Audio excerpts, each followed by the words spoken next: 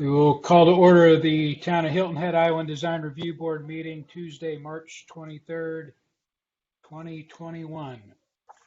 Teresa, are we in compliance with the Freedom of Information Act? Yes, sir, we are. Thank you. Would you please call roll? Certainly. Ms. Lippert?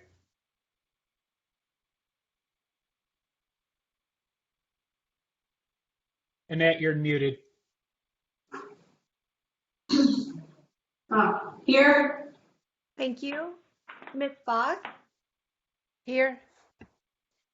Mr. McAllister? Here. Ms. Remke? Here. Mr. Molesky? Here. Mr. Karsten? Here. Mr. Gentleman? Here. Okay.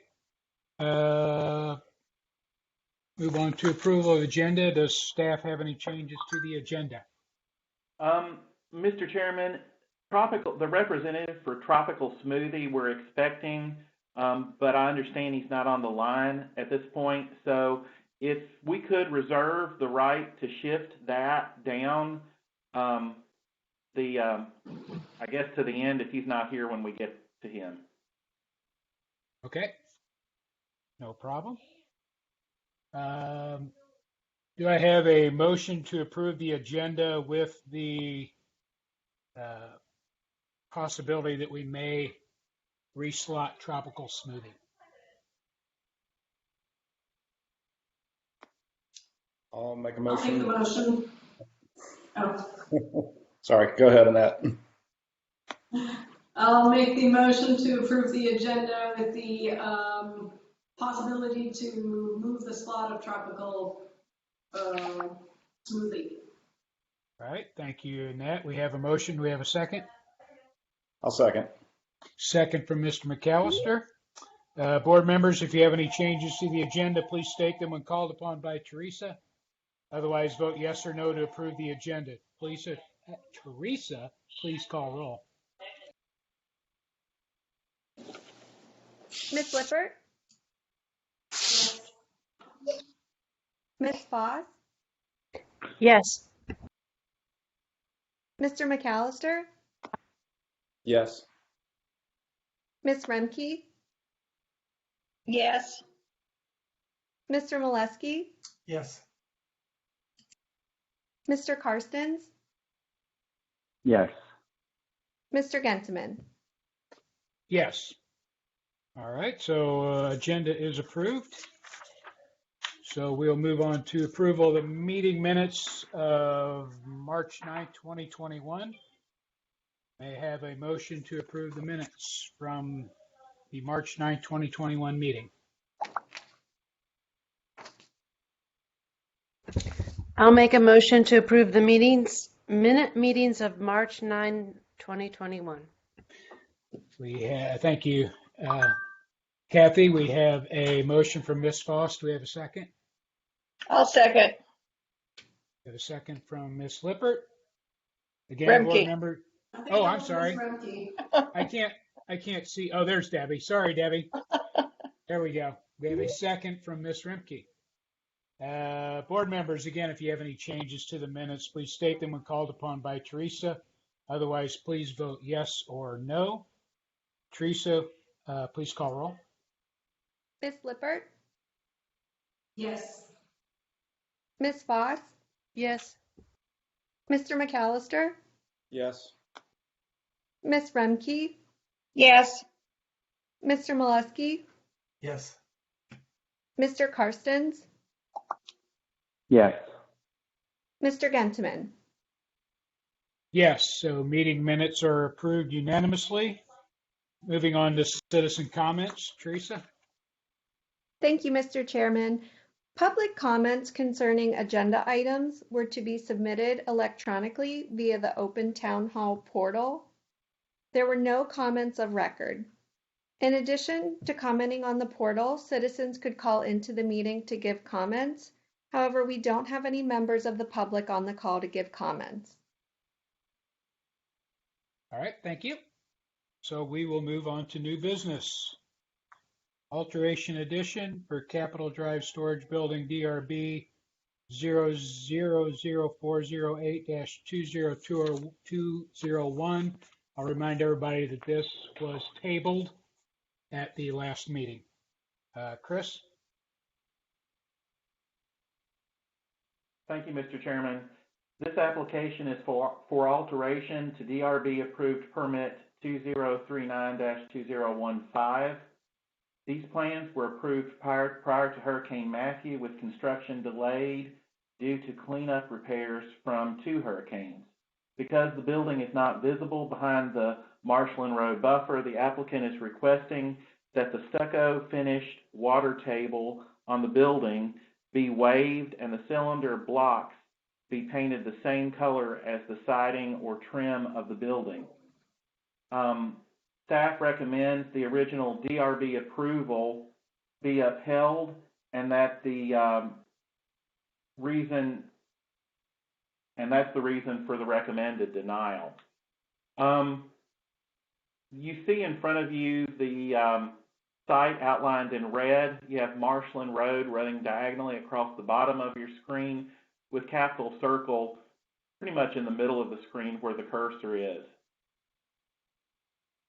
The building this is an old aerial, but the building is actually already built and is right here.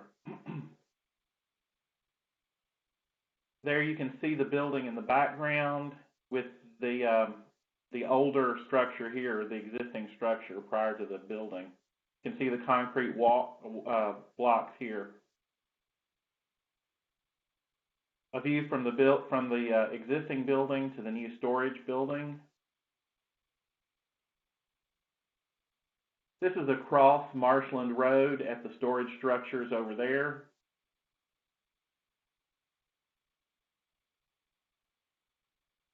Here you can see the location of the new building, the storage building here, with the existing building here. Again, Marshland runs here with Capitol Drive here.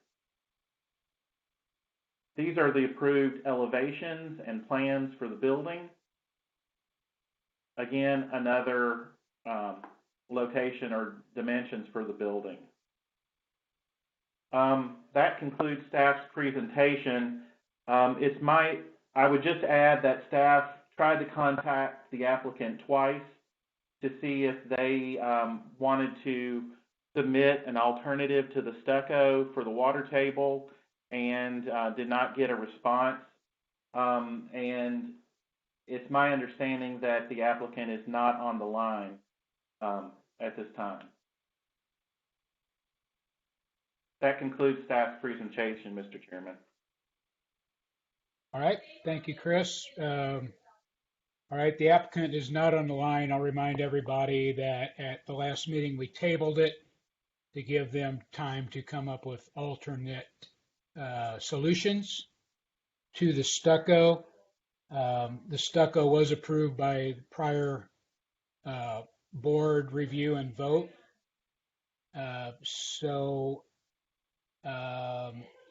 Would anyone like to further discuss the situation?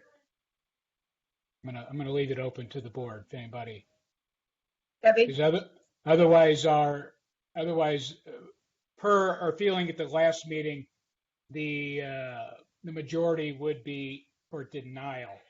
So does anyone feel any differently than last meeting? I have a question. This is Debbie. Hi, Debbie, go ahead.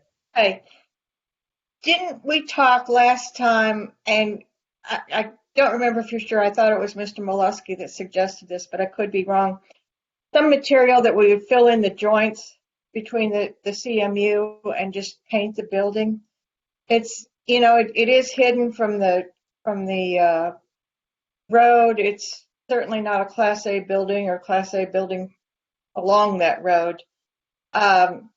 I think personally, I would be comfortable if they could find some material to kind of fill it in and smooth it out and paint it. But they had that opportunity and they did not come back with anything. Right. Okay. So we could make and we did suggest that they could parge it, which is basically taking grout in the trowel and just getting rid of the joints. Yeah. But they haven't come back with that. Okay, I understand. And someone else had even mentioned possibly cement board, but again, we don't have a formal submittal for that. Anybody else?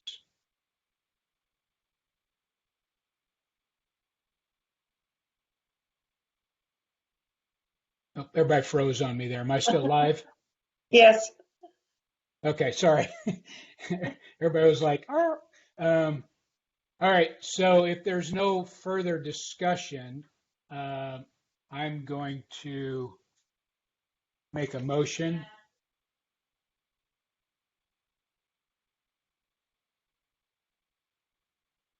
Since there's no further discussion and the applicant has not come back with anything different for us to consider, I'm going to make a motion regarding Capitol Drive Storage Building, DRB 000408-2021, submittal for denial.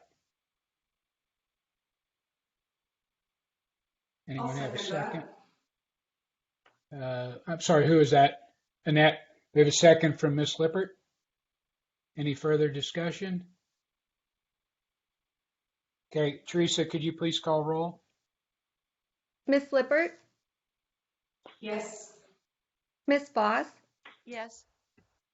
Mr. McAllister, Yes. Miss Remke, Yes. Mr. Molesky, Yes. Mr. Carstens, Yes. Mr. Gentleman. Yes. So submittal is denied by everyone. Okay. Sorry, I got distracted for a second. Do we have next would be Tropical Smoothie. Moving on, is the applicant present yet?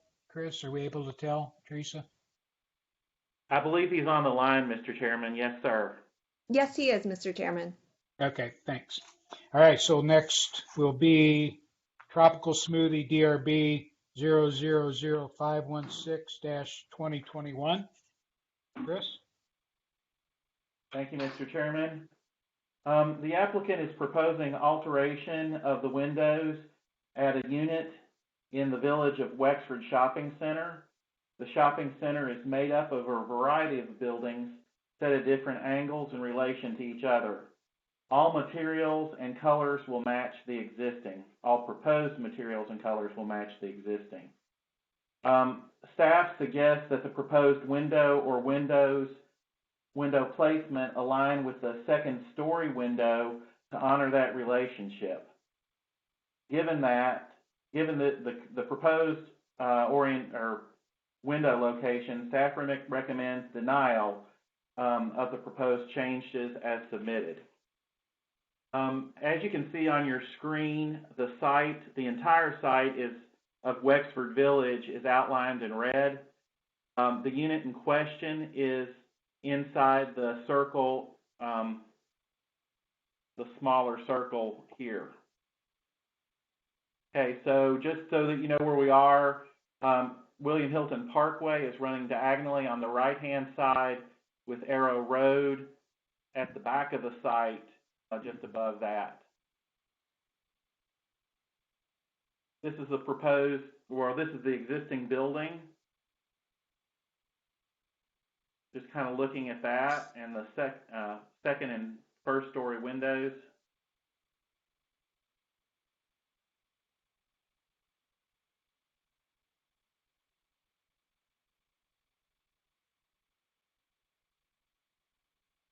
This is the proposed change, a computer-generated graphic of the proposed change. So they'd be replacing the windows here and putting in two.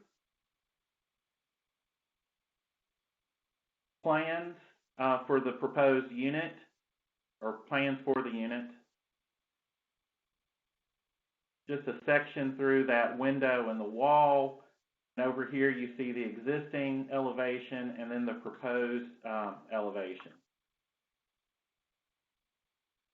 And that concludes staff's presentation. All right, thank you, Chris. Is the applicant present?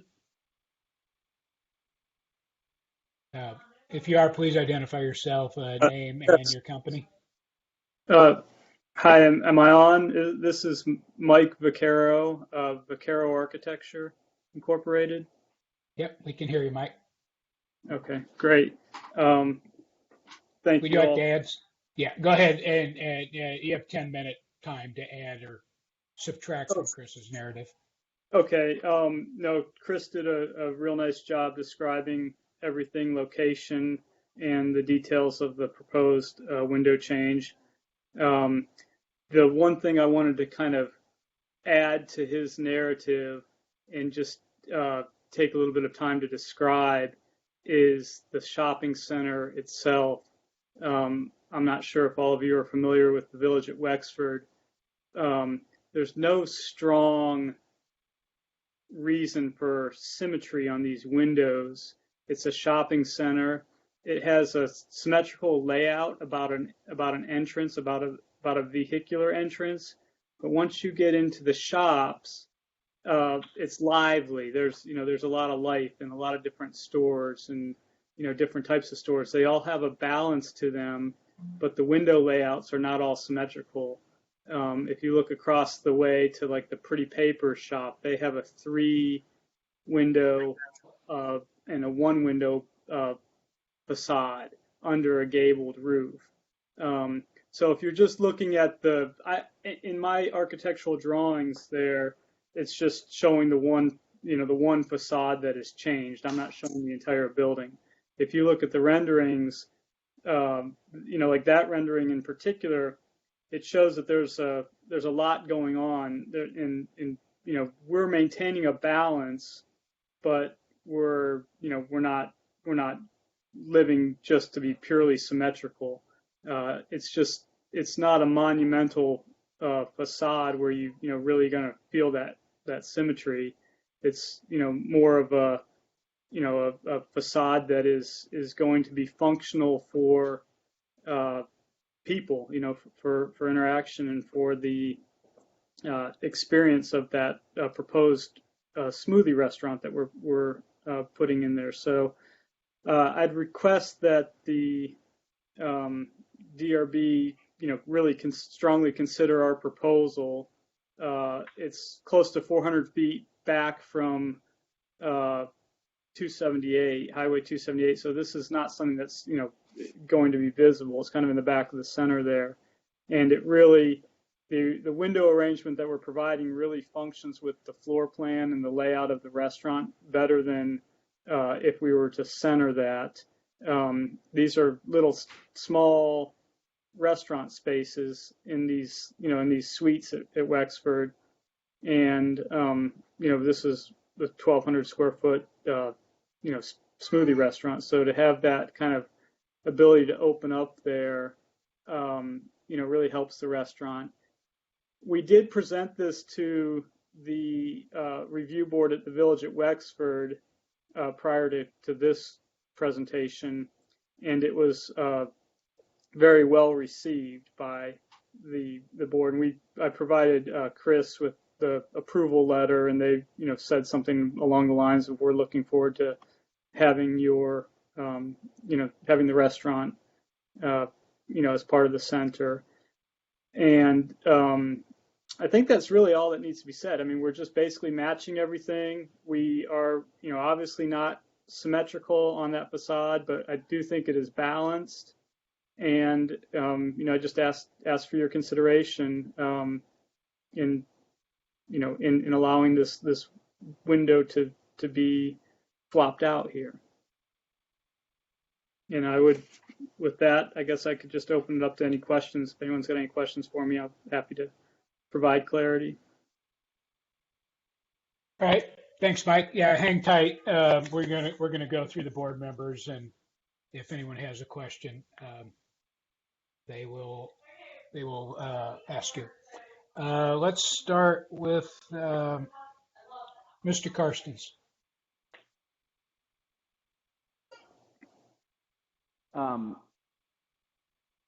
Is the thought I noticed in the rendering, and I kind of looked at it from the floor plan layout, is the thought for having that large window centered on that courtyard space?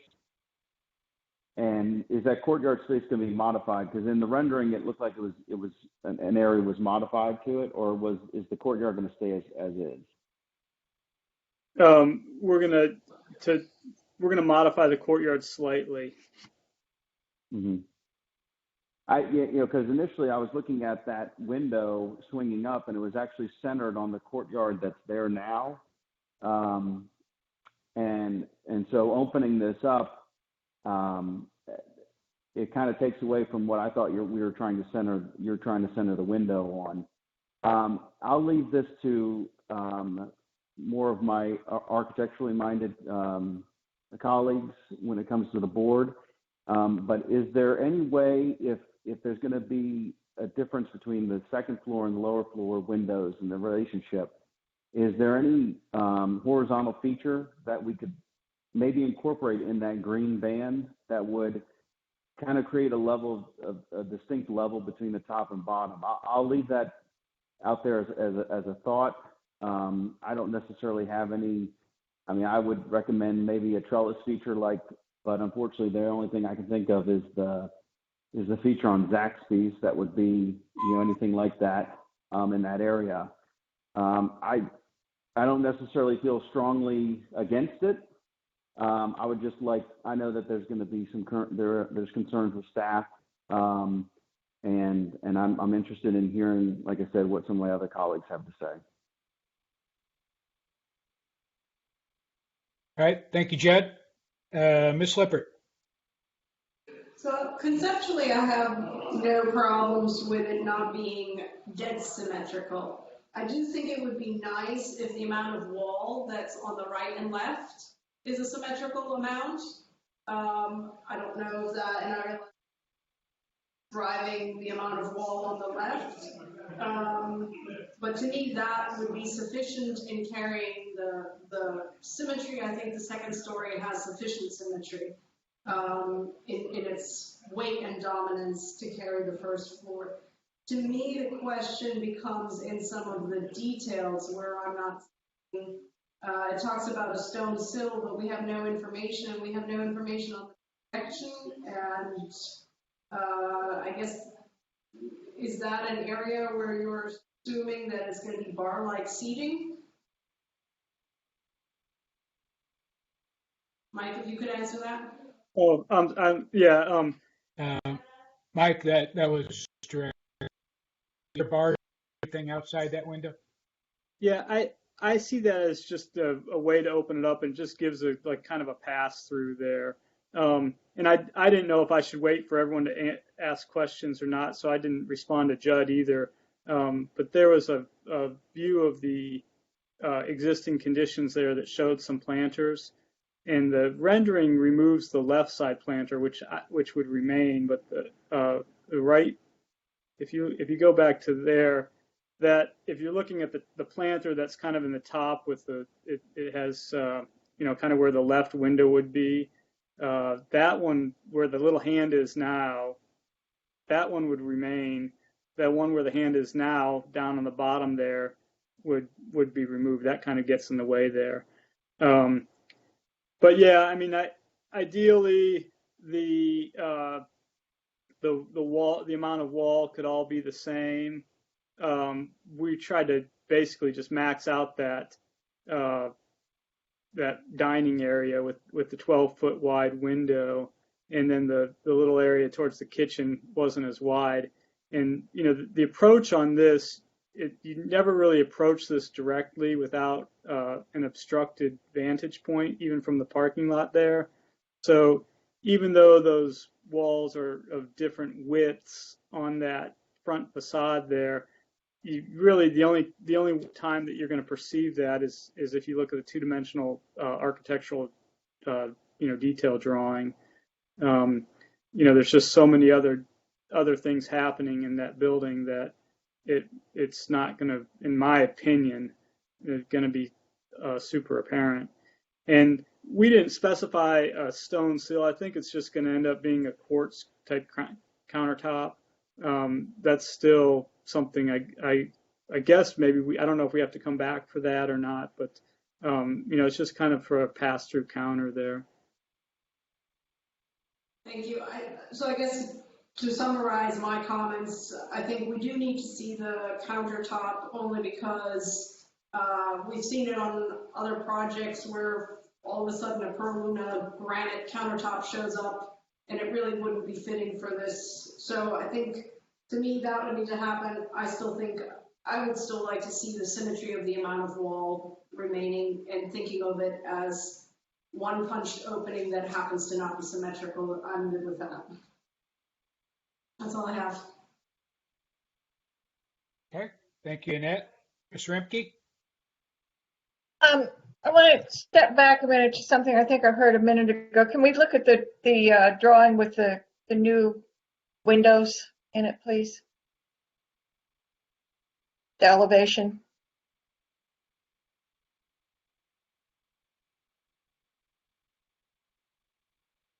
Okay, so when we're talking about the new larger window, did I hear you say that's a pass-through? Yeah, that window will flip up horizontally, it's a. You can kind of see it in the rendering. It's on a hydraulic. It's on a hydraulic lift. It's a lot of these restaurants will do the garage door type things. This is actually a hydraulic lift that opens outward. The ceiling heights in these Village at Wexford suites are really low, and we didn't think that a garage door type window was real appropriate there, so we did this lift out hydraulic window, and that's what's proposed. Okay, so would the product be made on the inside and then pass through that window to people out in the courtyard? No, it's really just to kind of bring the courtyard into, bring the inside out, and there's no service there. If you can see the floor plans there in the lower right, you can see that's a dining area. Okay, yeah, because your other window appears to be a quick service window where you would do pass through, correct? Yeah, that's more set up to potentially be a quick service window. And that could be, it's not at this time, but it could, that could be converted to a quick service, I guess. If the window is folded down, is it glass? Do you see through it or what? Yeah, it's clear glass. Okay. And it's green. I don't think it. Oh, sorry. I was just going to say, I don't see any symmetry here. But I wouldn't mind entertaining Judd's idea of putting something up there. I don't know, can you put up awnings in Wexford? Would that be a possibility to kind of field some of that? There are several instances of awnings in the Village at Wexford, even right around the corner there. I had pulled up Google Maps on my screen, and if you look at the building across the street, which I think is Faces Day Spa, there's a lot of awnings on that building. Okay, but Wexford didn't have a problem with these offset windows, right? Not at all. We met with them on site. That board is about a 14-member board, and Justin Franklin, who I believe is on the call, and Matt Lark are the owners of this franchise, and I met with the board on site, and we kind of marked it off on the wall there, and just really talked through it, and measured everything off, and kind of explained to the board what the proposal was, and it was very well received. So we went ahead and developed it. Yeah. Okay. I really would like to see something above those windows that kind of ties those windows together. Might be a little pergola kind of thing, or awning or something that kind of puts some symmetry back into there where there is no symmetry existing now. So that would be my suggestion. And I'm finished here. Thank you. All right. Thank you, Debbie.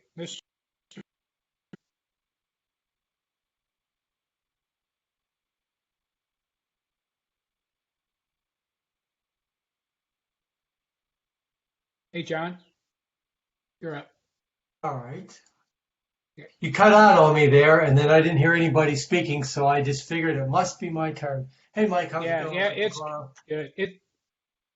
I guess you guys asked some of the same questions that I had, Judd, with what's going on with the pavers out there, and also and that same thing with touching upon symmetry on the left and right. But I guess you've kind of satisfied my questions with your explanations there. That again, any approach to the building, no one's really going to be able to necessarily appreciate if there's any symmetry on the windows, so I'm okay with that.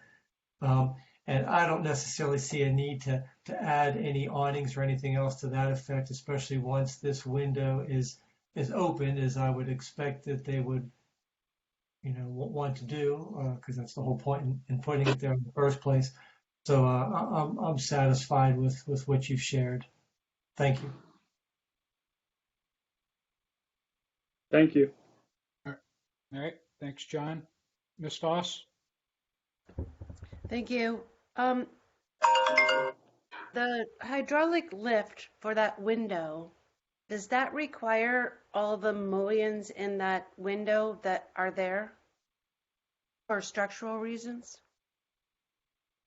I'm sorry, Catherine. Some of I got a call and I cut out for a second. You've got a grid pattern on your window that raises up, the hydraulic lift window. Yes. Because that's hydraulically lifted, does it require all those mullions on the window? Oh, I think the hydraulics are just on the outside frame edge. So I think that we can get rid of those mullions. I'd have to consult with the window manufacturer to verify it. But it could be minimized. Yes.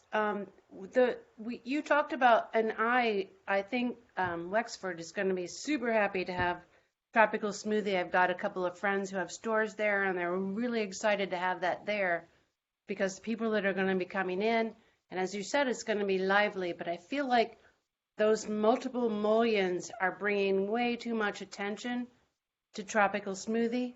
And if those mullions could be downplayed and lessened. And I know you said right now it's not set up to serve out of the kitchen off those two double windows, but maybe if you could get the left side window into a singular one that lines up with the upper. Yes. So if you took away the left opening of the far left window, sorry, Chris, and let that line up with the upper one, so you just have one window, and then you take away those mullions, I think you're going to be a lot closer to not having it on a line or be so offensive. I don't know.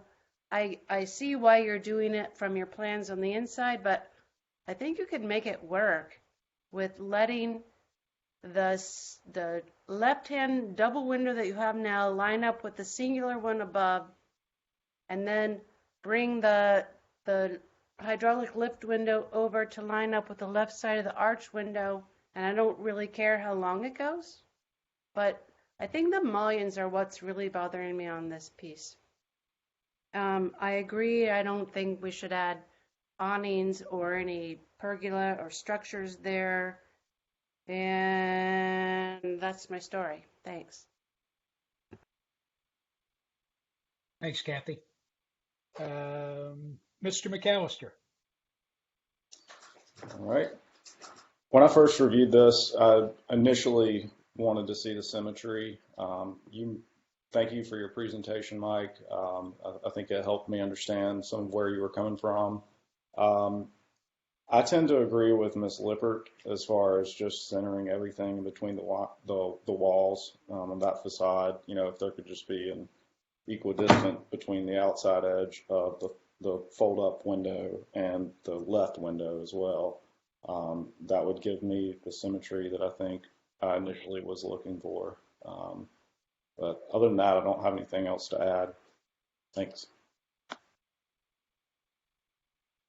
All right. Thank you, David. Yeah, I have, it's my turn. Okay. Yeah, initially I agreed with staff. It's a little out of kilter, and to the since it is such a classical facade, uh, it really does want to line up. But I think we can find some balance here.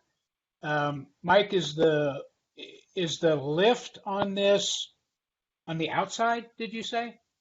It's interior mounted, It's but interior mounted. Okay. it lifts out towards the outside like a Bahama Okay. shutter. Okay. So this window will look like, and now I'm leading into Miss Foss's comment about that window looks just so different that it makes it stand out.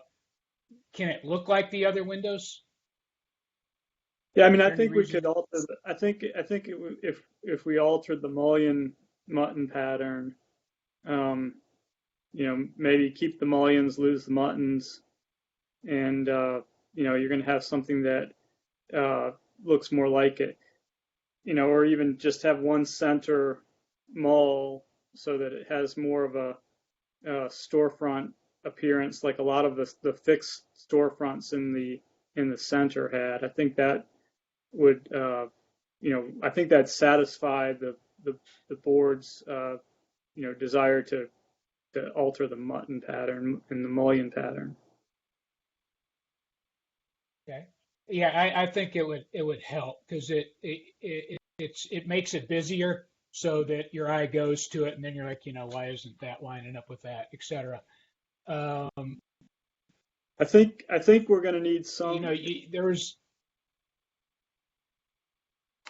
I'm sorry.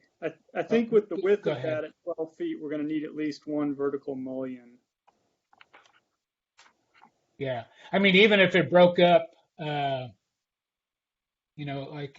a lot of them look like they're just big single pane glass from some of the photos I'm looking at. The ones upstairs, the ones above it, there's no muttons in any of those, right? Right. And yeah, so if it were divided into two or something, but just bigger pieces of glass, that might help. What about the comment? Because a little bit this and a little bit that from everybody.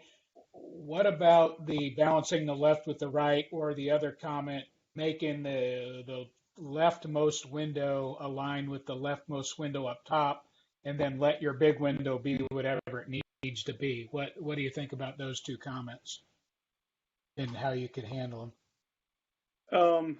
Well, I mean, I think there's a lot of ways to go about design, and I mean, what I proposed,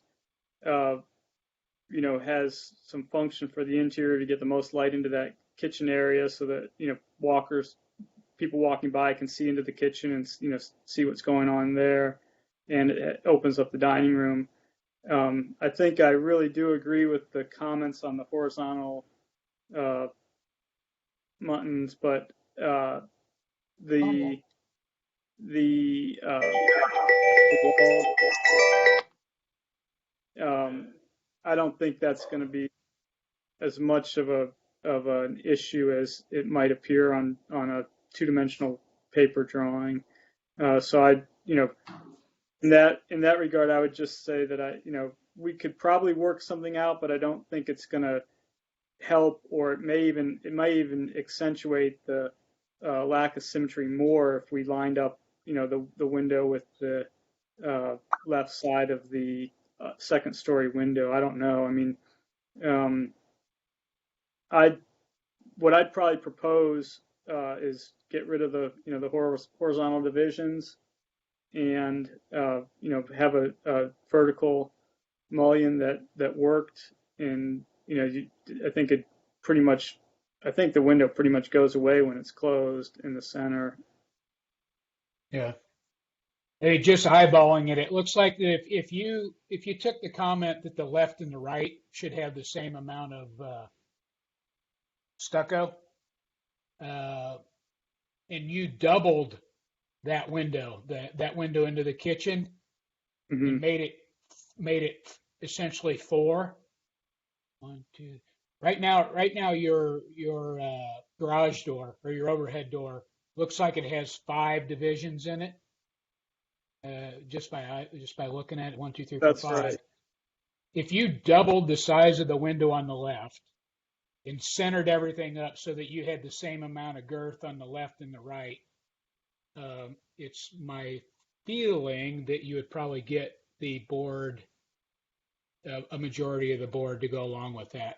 And I don't think you need to build an awning or anything. It just makes it more busy. I think that's a decent comment, but I don't think it's necessary. And I probably, is there any replanting or anything going to be done? I'm just wondering if we need to see a courtyard plan, but staff could review that.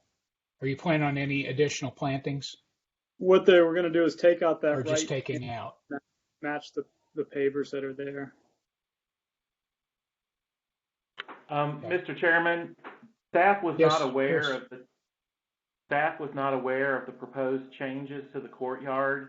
We can certainly handle that, I think, as a minor corridor, but the applicant should be aware that that may trigger a minor DPR, because the issue there is we're going from pervious to maybe impervious surface.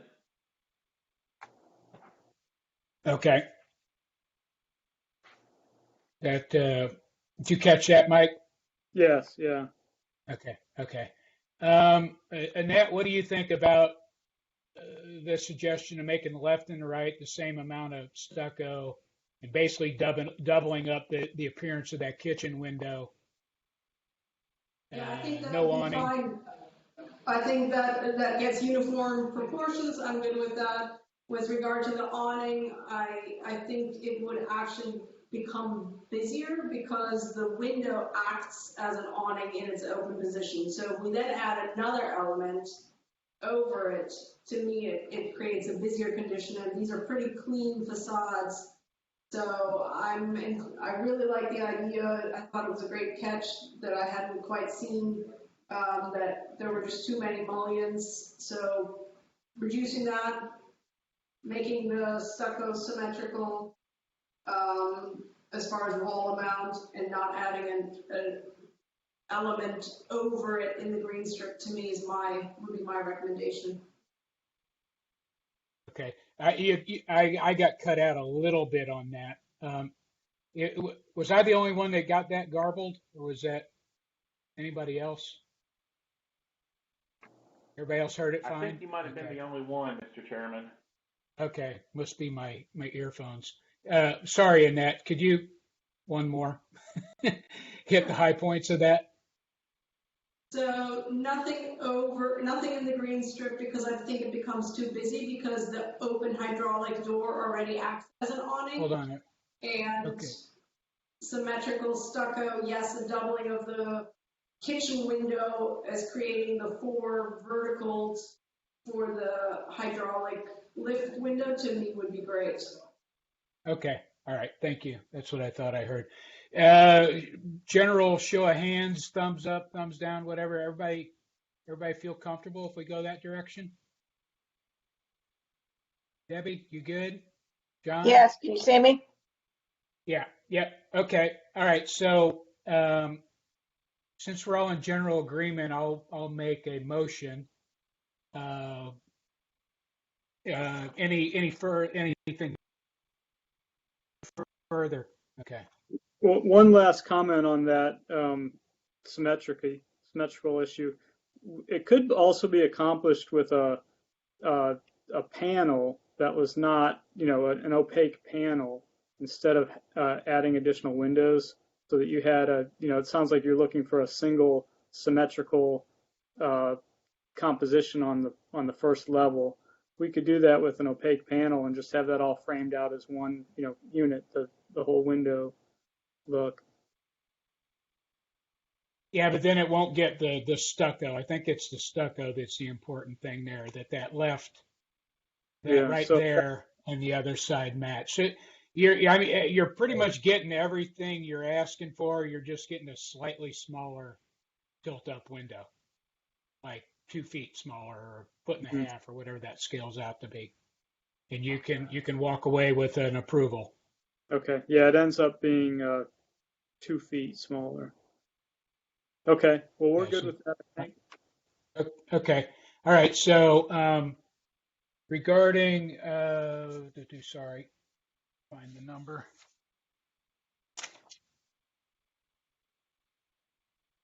Okay. Regarding Tropical Smoothie DRB 000516-2021, approval with the following conditions. The stucco width on the left and the right side are to match. The kitchen window appears fine. The tilting overhead window should be resized accordingly to keep the stucco the same on the left and the right. And it should appear as if it were double the size of the kitchen window, plus or minus a reasonable tolerance. Also, a condition is that any changes to the courtyard need to be submitted for staff approval. Kathy? Could you just add that we don't have any horizontal mullions? Okay, thank you. The tilt-up overhead window will not have any horizontal muttons or mullions, and it should match the adjacent windows in appearance. All right, Annette. Could you just also add that the stone material or the counter material should be submitted to staff for staff approval? Yes. Yes, amending motion to include any sill material, counter material, which is indicated as stone on the drawing, should be submitted for staff approval. And should be within character of the shopping center. Good. All right. Do we have a second on that motion? I'll second. Second. Second from Ms. Foss. Any further discussion? All right. Teresa, would you please call roll? Miss Lippert, Yes. Miss Foss, Yes. Mr. McAllister, Yes. Miss Remke, Yes. Mr. Molesky, Yes. Mr. Karstens, Yes. Mr. Gentleman. Yes. So motion passes unanimously. Thank you.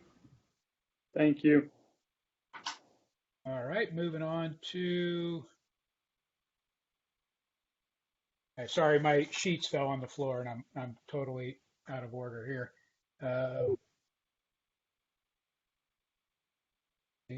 Here we go.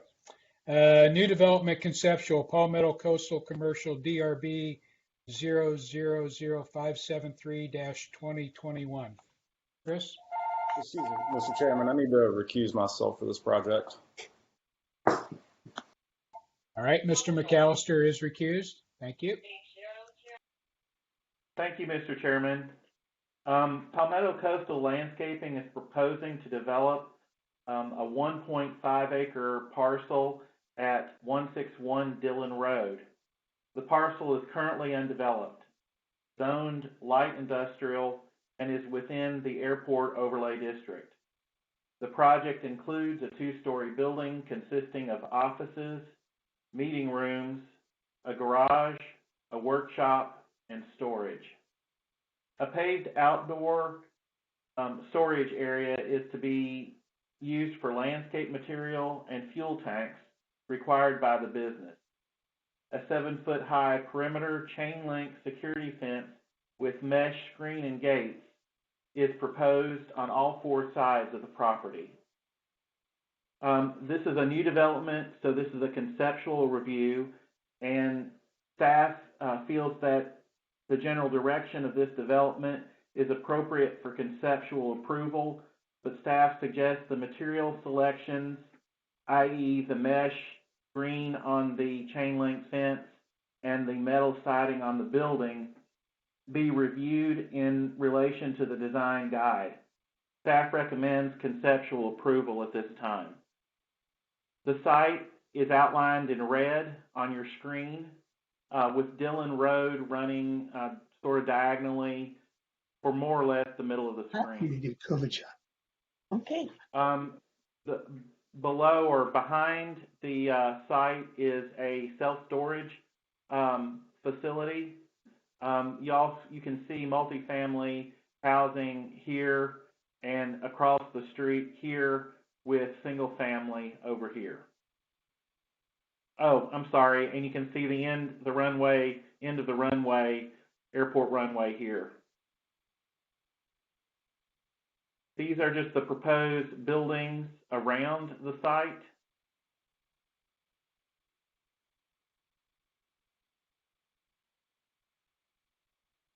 This is a survey, and the land use plan showing access off of Dillon here.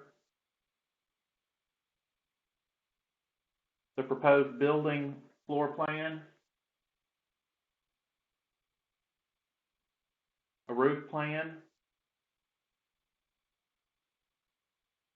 elevations of the proposed building. This is metal siding here. All four sides of the building are clad in metal. Image of the building or illustration of the building. A section through the building.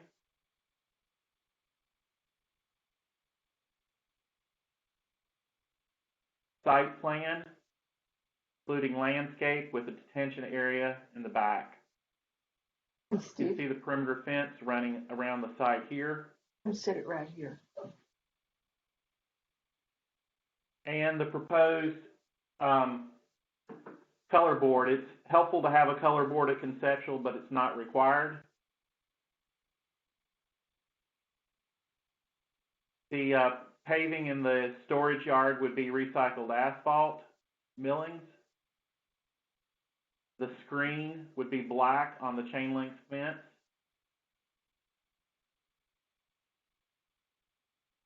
Storage tanks, that would be obscured, obviously, from the fence. And that concludes staff's presentation. All right, thank you, Chris. Is the applicant present? Would identify yourself, please. I am here. This is Jennifer Townsley. I know our engineer is supposed to be on the call. Jennifer, Eric? who are you? Jennifer, who are you with? I'm the admin for Palmetto Coastal. Okay, thank you. But Eric and Brent are both supposed to be on this call as well. This is Brent Robinson. I'm the architect, also here. All right, thank you. Would you all like to add anything to Chris's narrative? Yeah, we have a couple things. On the siding, I know it was stated that you didn't want the black mesh on the chain link fencing. Would it matter if we changed that to a different color, a natural color like a green or a brown, something like that? We can change that meshing to be any color that would be appropriate. Okay, thank you. And then also on the fencing all the way around, I guess it's my understanding that we could, if we changed the front fencing to not be metal or chain link, that would be acceptable. Is that my understanding with the notes? Where would that be, Chris? Could you point it out on the? So the front facing Dillon, If we did maybe more like a wood fencing or something like that, we're just trying to find the middle ground on how to make it work with the site. Mr. Chairman and Jennifer, staff's comment was that the metal siding of the building as well as the mesh on the chain link fence was not material that was appropriate per the design guide or in the design guide. Okay. In other words, just like you would maybe want to see a wooden or a faux wood cement board on the building. I'm not saying that's what it has to be. It's just a suggestion that the mesh might need to be something more in keeping with materials that are found on the island historically. Chairman, this is Eric with Wooden Partners. I think I was muted. Oh, okay. Hi, Eric. Welcome. Thank you. Yes, regarding the fence and the mesh material, we would certainly like to see if a different color of the mesh screening would be appropriate, and we can also match that to the chain link fence as well if black isn't appropriate. I'd like to remind that the fence is pulled back off the property line, so we'll have buffer plantings between Dillon Road and the fence as well. And obviously we need the mesh to help obscure views into the storage area. And Brent is the architect, and he can speak to the building, but I'd like to just kind of go through the other comments real quick if I could. Sure. In the comment sheet, regarding bollards to be added to the drive aisles between the trees to protect the trees, we feel as though we're meeting the LMO and would not, or hope not to have to require putting in additional bollards with the footings and so forth along the edges of the drive aisles and so forth. And then, of course, we would meet protecting the specimen trees on site. And we would ask that instead of a shredded wood mulch, could we put wood chips down in lieu of? Obviously, this is a landscape business, and they would have access to that, or the shredded mulch as well, but would ask that we could just use wood chips to protect the root zones of the specimen trees. And of course, we'll be going through a DPR process as well.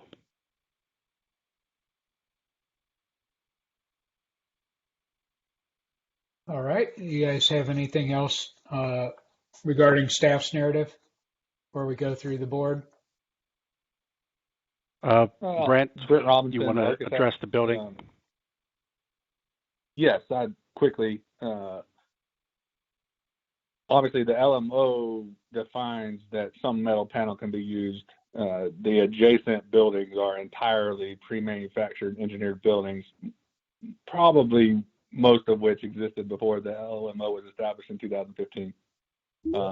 So I guess we will start off by saying we're going through some pricing exercises of whether this building will in fact be pre-engineered or stick-built. If it winds up being stick-built, we will absolutely be doing some sort of fiber cement siding, like hardy, throughout. If it's pre-engineered metal building, there's opportunities that we could reverse roll steel, integrate some stucco. I guess my only question to the board would be, to what degree could we fenestrate the exterior to meet the requirements without necessarily encompassing the entire building, just due to the cost constraints of, it will significantly increase the cost of this building if we wind up running fiber cement throughout.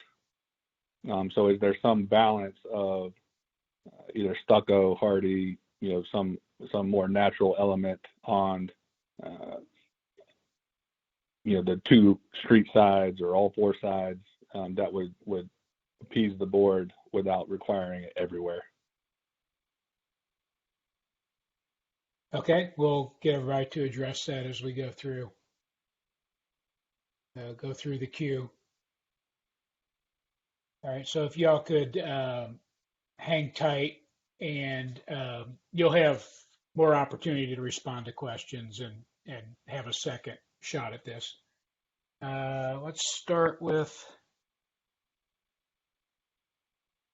Ms. Slippert. All right. I want to thank you for the massing of the building. I think that's nice for the project because it doesn't just have a rectangular volume. I think, I agree with staff reducing the amount of metal siding.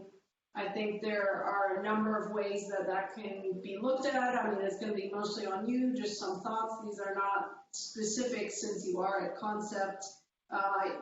Raising the water table to the windowsill level is an option. Whether that gets how far that gets carried around past the front facade is for you to study.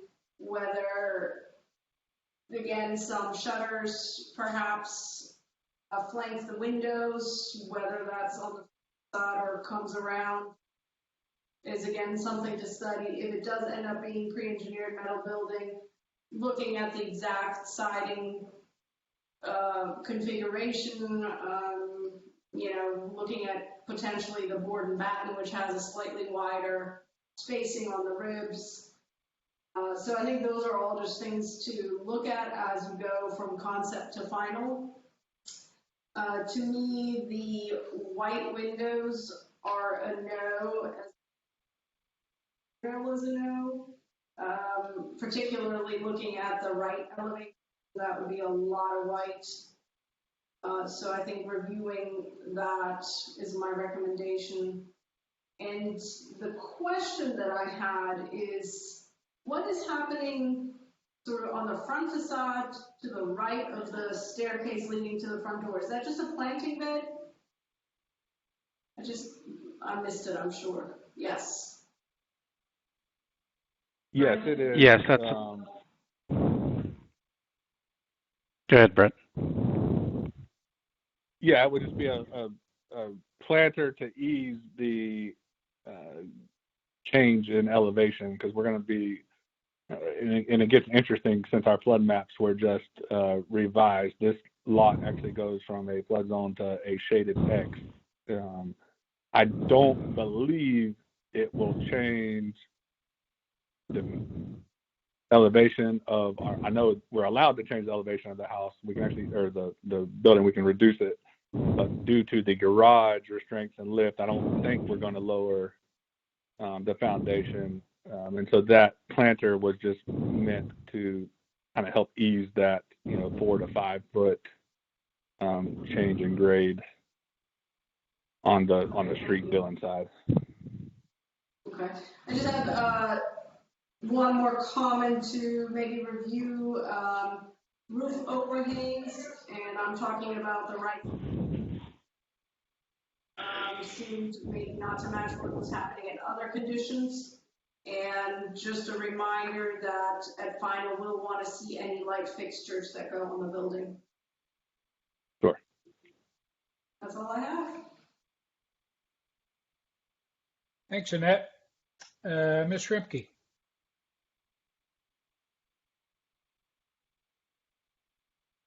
I'm in agreement with the comments that I've heard previously. I think this is going to be a good project. I don't have any glaring questions or comments on the conceptual here, so I'll wait for our final set of drawings. Thank you.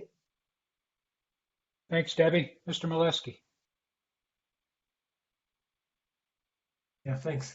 I think overall, like in the direction that the project's going in, and I guess from staff's comments then that the And based on what one of I think the engineer asked, I'm curious to learn too, how much metal does staff feel is acceptable? I mean, does it mean that the entire main body of the building, that zero metal is acceptable there, and perhaps in the service yard areas, that's where there would be latitude for metal, or what's the general understanding there? So I could know. That's probably a question for Chris. Don, I appreciate the question, but with respect, that's a question for you all to determine. I feel. Yeah, I would agree. We won't put that on staff to determine. That's what we should determine. Okay, so there's not a policy that says absolutely no metal whatsoever. Then that's up to us to interpret. Then. Well, for instance, Smokehouse. Yeah, they use metal as kind of an architectural accent, and it was on the back of the building in the service area, and we allowed it. But the majority of the building was,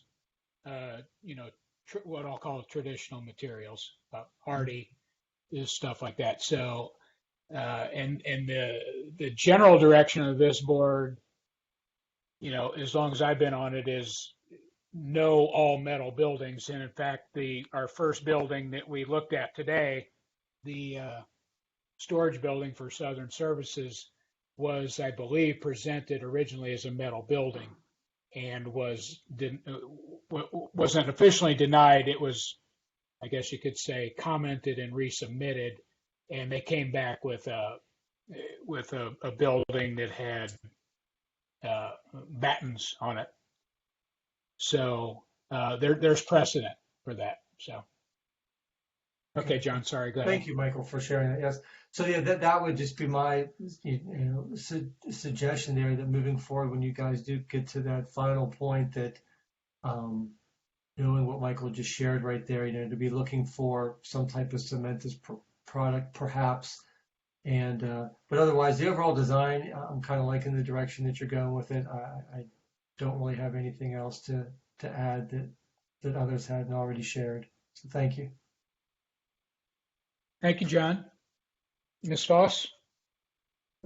Thank you. I agree with staff comments, and metal siding is not nature blending on Hilton Head Island, so I would be against any metal siding at all. And even in the back of this, because our design guidelines call for the building to be kind of cohesive on all four sides and not switch off, we did let the smokehouse put the metal in the back just because it was more aesthetically pleasing. It was kind of artistic, not to save any kind of money. In general, black and white are not color blending on Hilton Head. The design guidelines and the board do not approve black and white, so I would recommend that you nix using that anywhere.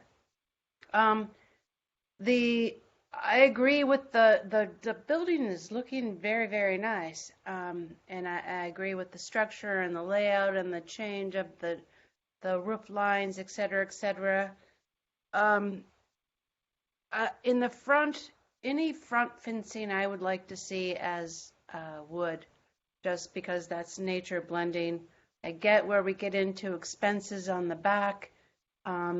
If we are going to somehow approve a chain link fence, definitely not black, and any mesh, the color should be brown or green with a mesh in between that hides everything.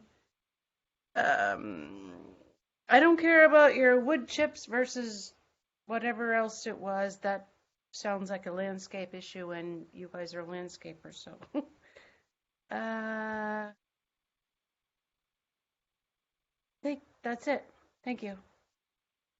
So you're not gonna hold anything up over wood chips? No. Okay, all right, that's good to know. All right, here's somebody that can talk wood chips, Mr. Karstens.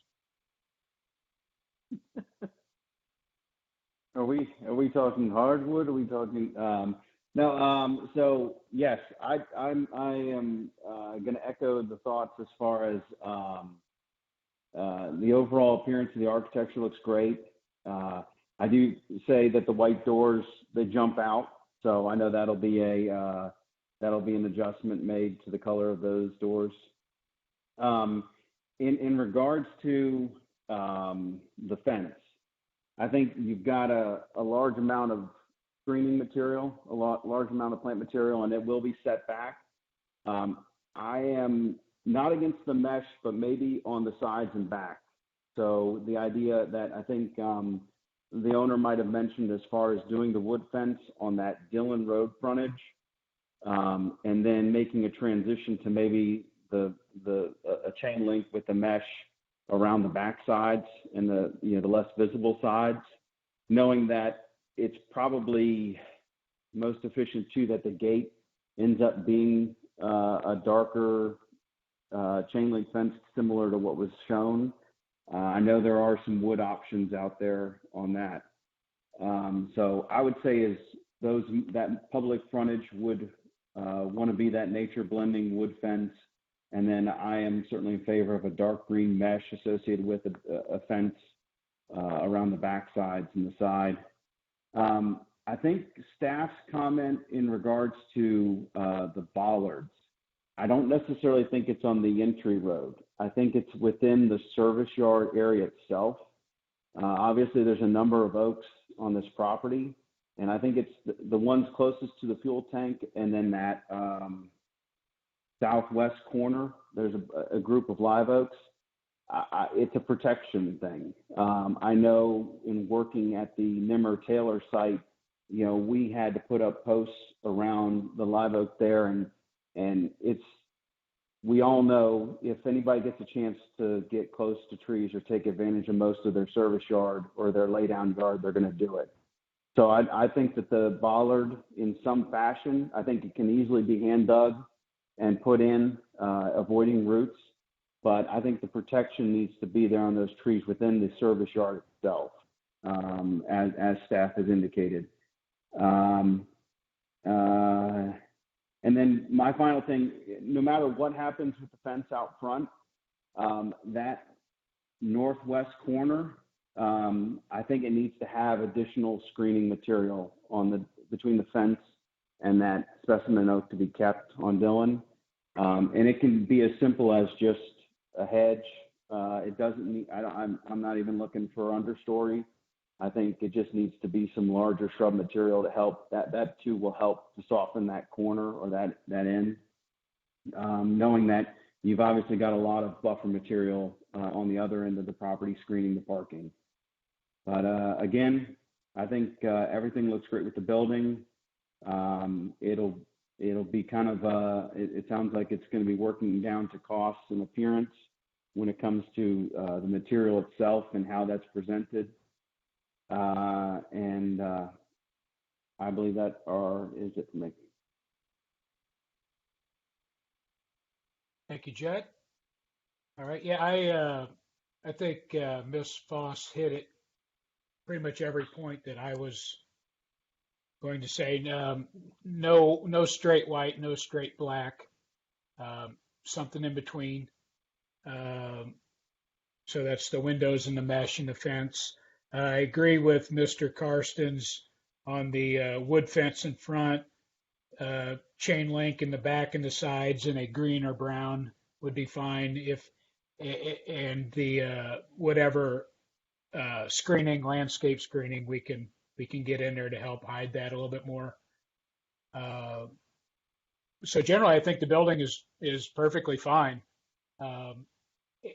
Except I think it needs to be hardy board and batten to pass, since we have been enforcing that for quite some time now.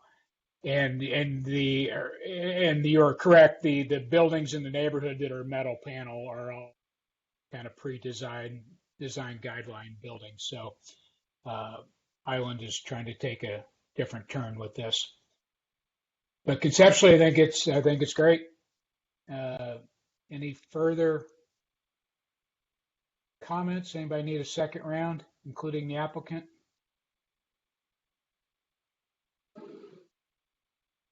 All right. I would like to oh, address one thing, Mike, if I could. yeah, is this Brent? This is Brent. Okay, yeah. Colors. Since we're recording, we just need to know who's talking. Yeah, Brent Robinson, architect.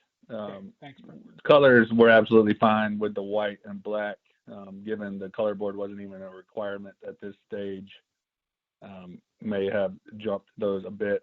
I'm thinking will lend itself to more of a kind of sand tone or a kind of a medium bronze, something to complement that body color. And then I just wanted to note, we will study the elevation as far as the material change. Obviously, that stick-built versus pre-engineered metal building is going to have a drastic effect on what we're doing with siding. But I do want to note the difference between Smokehouse and some of these other projects as far as how they lay on a site and how a visitor circumvents those properties is different than this one. This one, we won't be visible on two streets, so I think it's very important that we study those materialities on the left side, the Dillon side, and probably at least the front third, if not half of the right side. But the rear of this property will be gated. There's no public access. There's no cells in this building. The public should not be coming into the rear of that site. So if there is an opportunity to reduce material cost, I would ask that the consideration would be given to the rear and maybe the back half of the right side. But we'll definitely look at that for you guys. So thank you for the comments, and we'll address all that we can. Thank you. All right. Would anybody like to make a motion?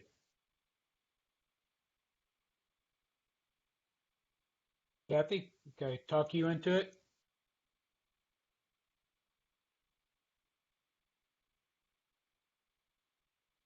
If you can't tell, I'm sort of hanging out in my bedroom because we have contractors in the house and the dog is barking. So stand with me. That's why I haven't been too commental. But with regard to Palmetto Coastal Commercial Development, DRB-0000573-2021, I propose that the conceptual approval go forward with the client making sure to not use natural materials in accordance with our island character. No white, no black.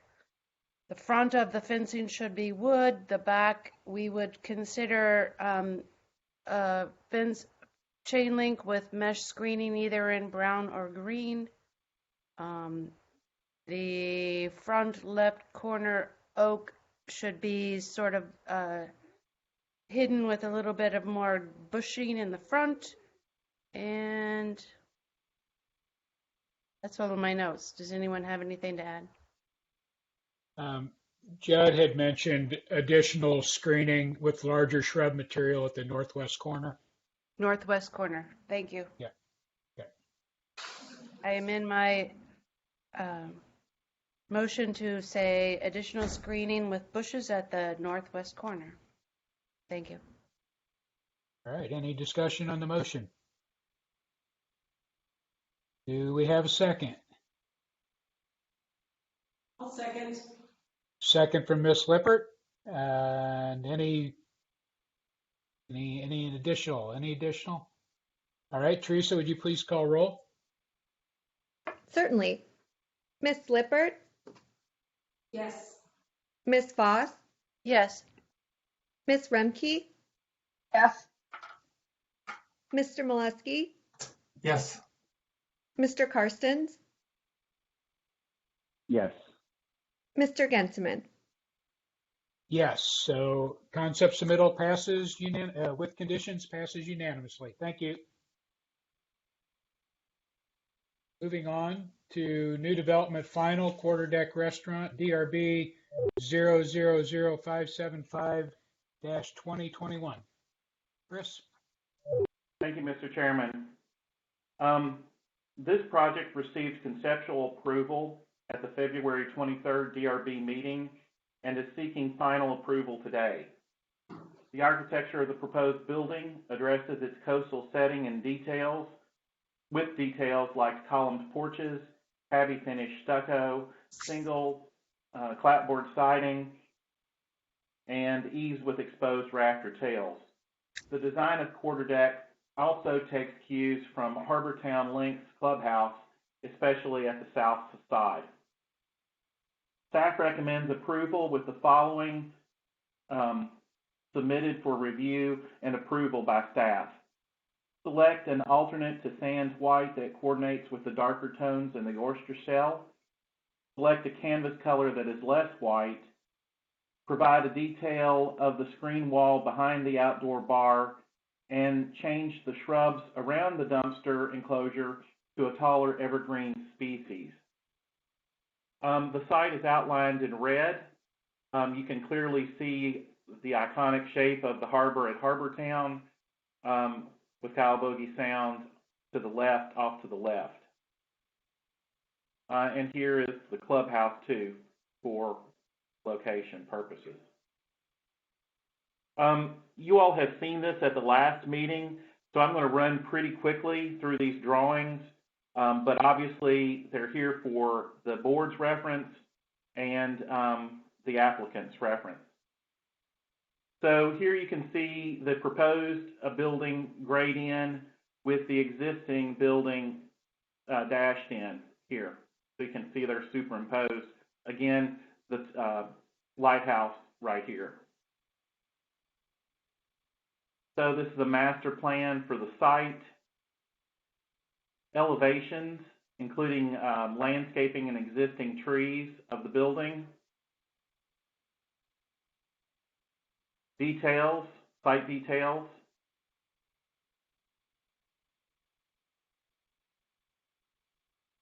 Sections through the porch and utility yard areas, screens, landscape plan. Again, the existing site plan. Then the proposed site plan with the new building over it.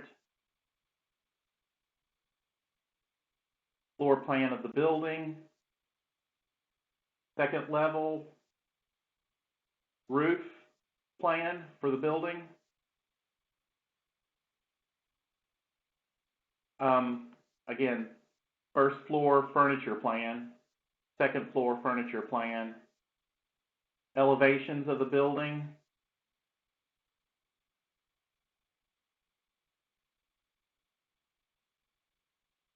sections through the building,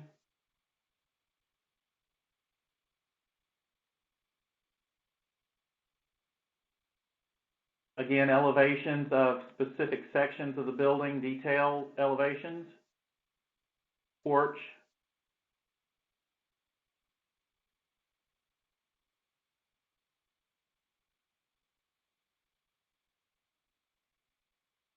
detailed elevation of the building, including proposed colors.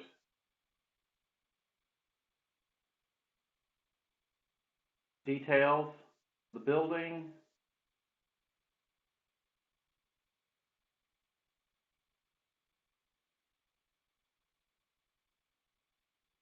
you can notice the supports here for the stairs, detail of that.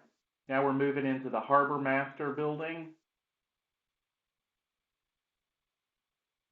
Roof plan, elevations, color rendering. Sections through that building. And that concludes staff's presentation. All right, thank you, Chris. Is the applicant present, and would you please identify? Hi, this is Isabella Kleitz. I'm on with David Rao, and we're part of the architecture team working on quarterdeck. Welcome back, Isabella and David. Hello. Hello. Thank you. Do we have anybody from Sea Pines on, or just you two today? It's just on vacation. It's just the two of us. Oh, okay. All right. Great. Glad you can make it back. Would you like to add anything to Chris's narrative? And would you specifically please point out the things that you revised from the last time we all met? Yes, absolutely. Thanks, Chris, for walking through it. You summed up a lot of it. I'll just walk through. There were a lot of really good specific comments from last week that we worked hard to address and make sure they were seen and carried throughout the drawings. So I'll start with addressing sort of the bigger items that got a lot of discussion time last week, and then can run through kind of more of the minute details that were addressed, just to make sure that I'm covering everything. So the first hot topic item was the entry canopy, which can now rest in peace, and we don't have to talk about anymore. So we removed that entirely, and really appreciate that feedback. We worked out on that elevation to basically extend the, there was an eave adjacent to it that will work well as sort of part of this grand entry. But there's the same walkway up to the door. So it still is an indication that this is your arrival sequence when you're coming off of the shell path there. But there's no canopy in that location blocking any views or really detracting from the architecture at all. So that was one of the more major changes that we wanted to address. We also removed canopies at many locations. It's probably most clearly shown on our roof plan, Chris, if you're able to flip to that. Basically, we have now in this version, we're just at it. Around this page left, sort of half octagonal shape. I think it's probably the previous one, or I can't tell if it's this page. There it is. Yeah, there we go. But there's 3 canopies there that are able to really shade the seating below, and then we removed it at the what are the east and west sort of lengths of the building, plan north and plan south, and so we have those canopies there. There are details that we've tagged them to as part of the product system that we've been looking at. And the same with the awnings outside of the event space. So that's kind of the other octagonal. That you can see it pretty well there too, actually. But those will have the posts and will be fixed to the exterior walls at that location, with, of course, the option of removing the fabric in times of storm, etc. So that was our response to a lot of the really good feedback we had about our canopies. We also looked at the string lights, which came up a lot, and there was a lot of back and forth with that and a lot of really good feedback. We thought that probably the simplest way to address it was to remove the string lights entirely. So there's really no question now of whether they're at dining spaces or not, and we've simplified the site lighting to not include them whatsoever. We also took a lot of the landscape comments to heart. We were careful to make sure that the utility area that's actually close to the existing parking lot is fully screened by full height evergreens. So that's noted as the polycarpus. And forgive me, I'm not a landscape architect if I just butchered that pronunciation. But we also have additional potted plants that are both at the sort of page north side of the building around the hideaway bar, which is clearly detailed in our set, and hiding the right to your right, there's the service entrance. You can start to see there's the 3 pots there, and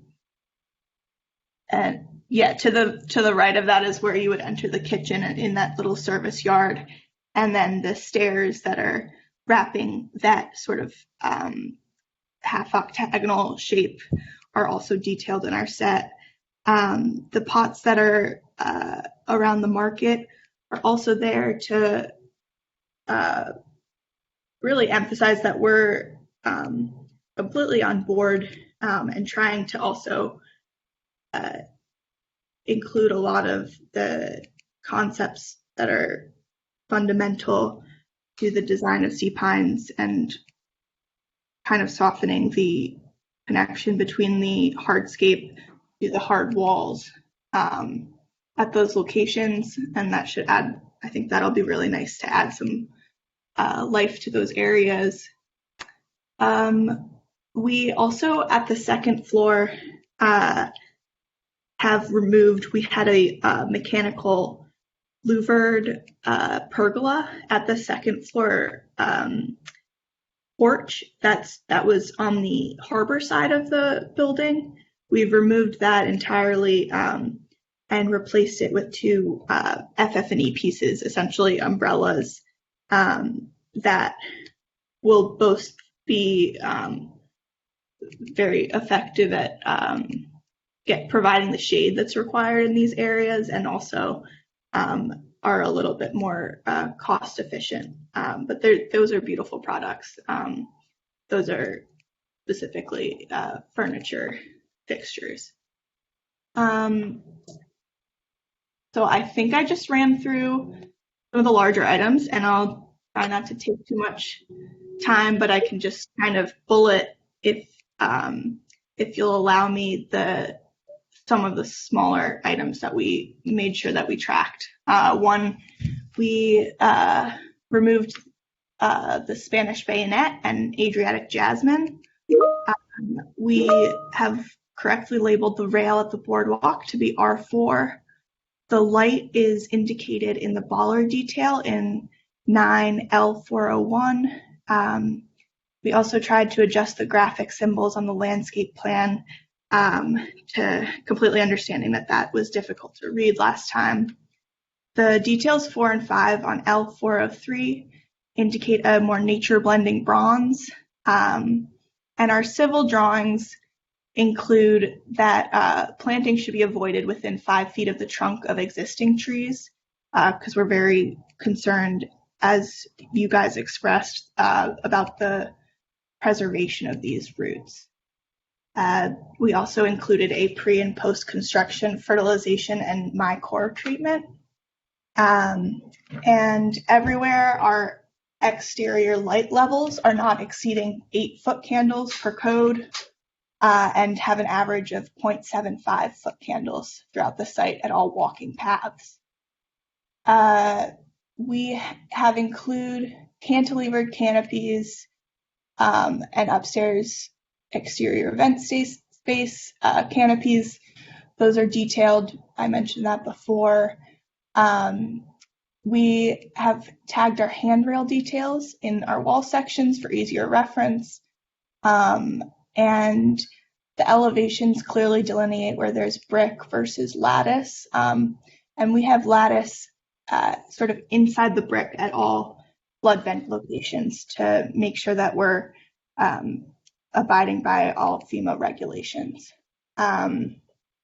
We also have shown our tabby sample images and locations on the elevations to try and provide a more in-depth discussion of where different types of tabby would be on each elevation. I also realized that I failed to mention the screen at the outdoor bar, the back of the outdoor bar that actually is sitting up against the ice machine. That's clearly labeled in our plans to match the W1 wall, which is basically a series of yellow pine vertical posts, thick, heavy timber, and those are around our site at that 18-inch height, and you basically are walking alongside that all the way around our building next as you're walking along the shell path. And just at the ice machine location, it actually is elevated to be 6 feet tall. So you're standing on the shell path looking at the ice machine, it's 6 feet tall behind the ice machine. And then if you're standing on the terrace a couple feet above that and looking out onto the canal, the channel into the harbor, you actually are seeing the furniture built in of the back bar. So that will be addressed in our FF&E package, but from the shell path side, you're seeing basically just a higher version of what you're seeing everywhere else around the entire site, and that's detailed in our landscape details. Okay, the last thing, and then I'll shut up. The colors, which we talked about a little bit last week.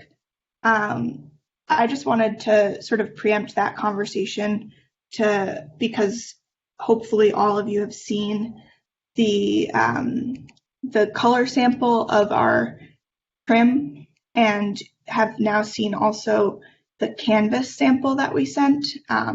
And both are really like a natural cream color. The siding is meant to match almost exactly what has been done at the beach club. And when we were looking at this, it was really important to both balance the beachy, fresh water side character here with also the natural aesthetic that is so successfully done on other parts of the island. So that was our thought process there, and I'm very curious to hear what your thoughts are today. Thanks for taking some more time to go through this with us. I'd like to just jump in and chime in just quickly about the color as well, because I'm sure it's a concern. Our intent is to follow the design guidelines and be consistent with the spirit of sea pines. I think that the name of the color, which is the manufacturer's name, is sand white, which is a bit of a misnomer. I've held it in my hand.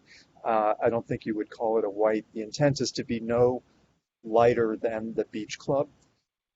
So we have that as a I guess precedent or sample to govern this by that everybody's familiar with.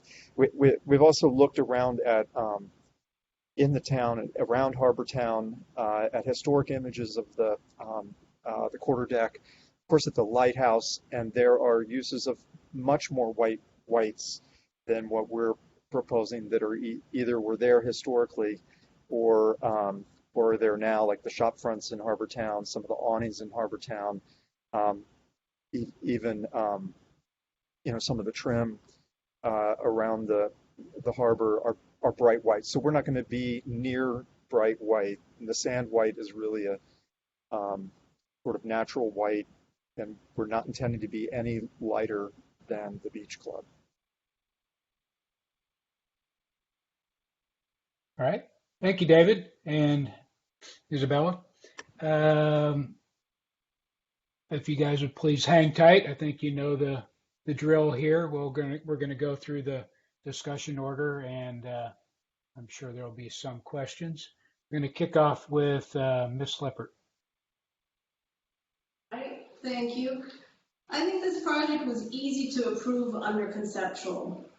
I think you're going to find that the questions that I'm going to be asking today are going to show you where my struggle is at final. And it's because I see a number of inconsistencies in the drawings that leave me not knowing what we're actually going to get at the end. So I'm going to just kind of walk through the drawings and ask questions, and while getting the answers, sort of start writing down what I'm hearing to clarify some of those inconsistencies that I'm seeing. So if we start on A2.31 on the furniture plan,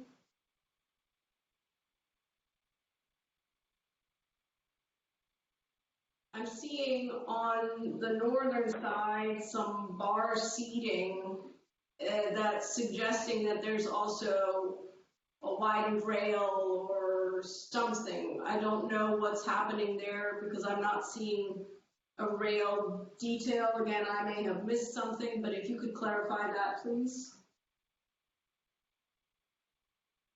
I can clarify that. Outside the market, there is a raised porch on the top on the raised porch above the boardwalk, right out the door from the market. Along the rail, there is let's call it a lunch counter. Okay, sorry, we're not talking about the same area. Okay. As you're about to go onto the boardwalk at the very, very northern part of the site, there's two bars that are on this. And yep, I'm not seeing anything in the railing detail that's changed, or that's the area. If you could clarify, please.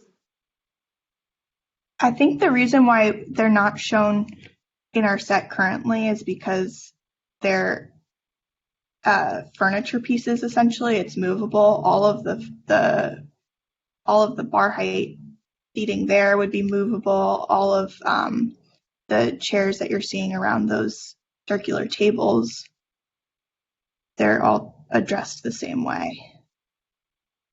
Okay, so that is in fact just a movable, long, tall table. Yes, and any if it was part of the rail system, essentially just hanging off of the rail, like a lot of these bar tops will do. It's kind of trendy now. It still would be addressed as a furniture piece that's removable and not part of the architecture itself.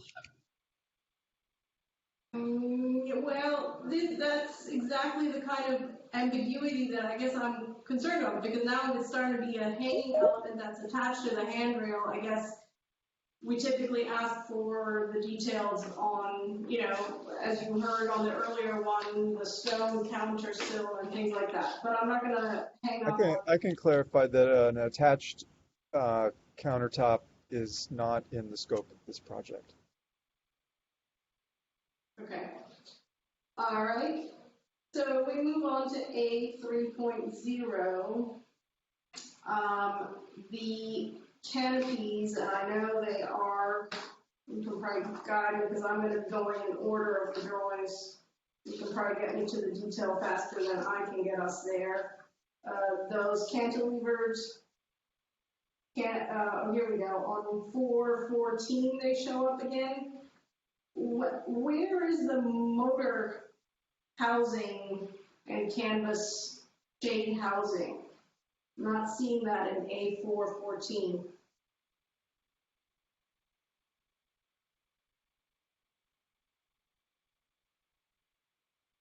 Are you able to pull that up, Chris?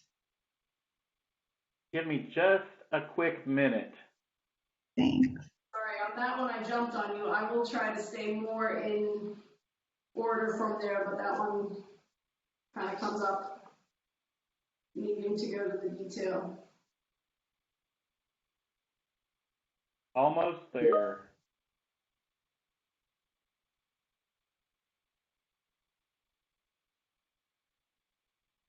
are you seeing A4.14 now?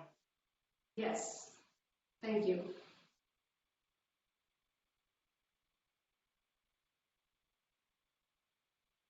So I'm presuming that cantilever's shade has some sort of housing. Is that a surface mounted housing? That is retractable in that you can take the material off. But David, correct me if I'm wrong, because I didn't work on that specific detail. I don't think that.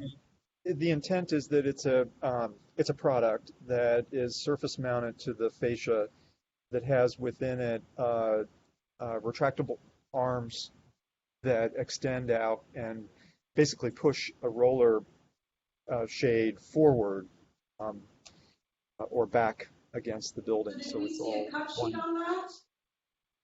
There's a detail. I'm trying to find the detail of how it attaches to the building.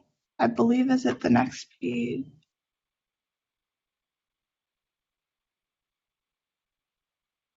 Give me 1 second. I'll try and flip through, Chris, and find the connection detail. So that's, oh yeah, that what you just had up. Oh, it was in the top corner, the top of that page. It actually was the only colored part of the page. Oh. 415, but that looks to me like the structure that's on the porch, on the second story porch. That doesn't look like the arms and a motorized element. That looks like the structure that's going to be has a canvas kind of wrapped around that gets removed during storms. That is correct. Yes. Okay. That's the detail for the event, Harris. That's the detail for the second story canvas. That's correct. Yes. Okay. So, I mean, you see what I'm saying? I don't know if this housing box is 12 by 4, whether it's going to be white, whether it's going to be so the motorized retractable. I just don't find to have sufficient information on. That's something we can provide more clarification on to Chris and his staff. Moving on to A3.02.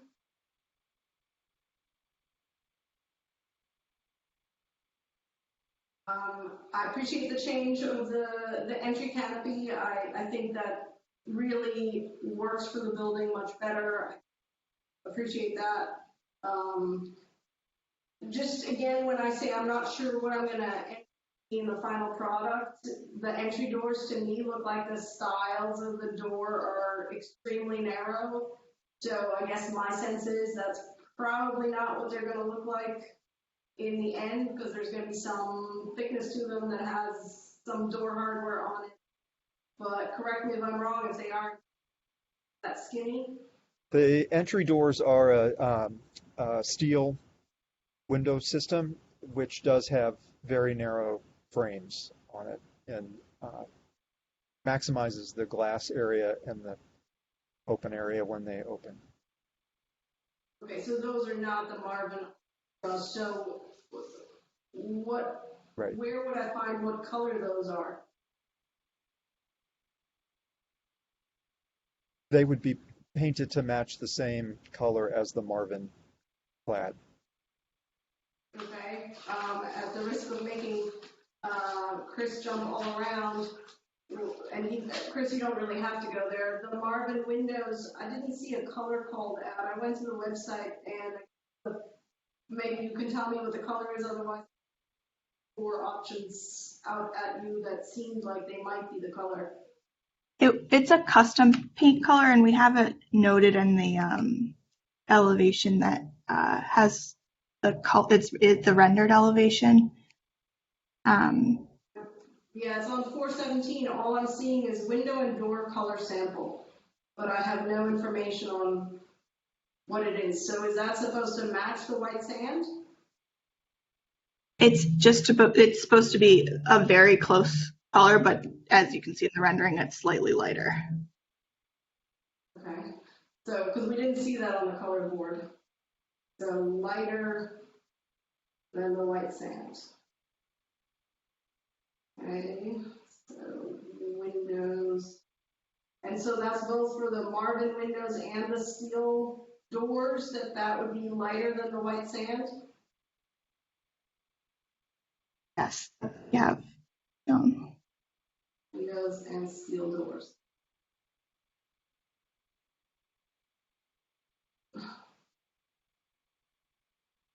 Okay. On to A 3.03.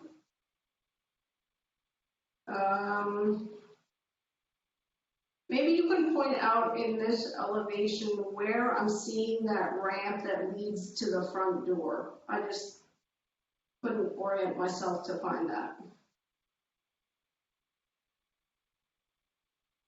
It's hard to tell in this elevation because you would see the lighthouse in front of the ramp from this perspective.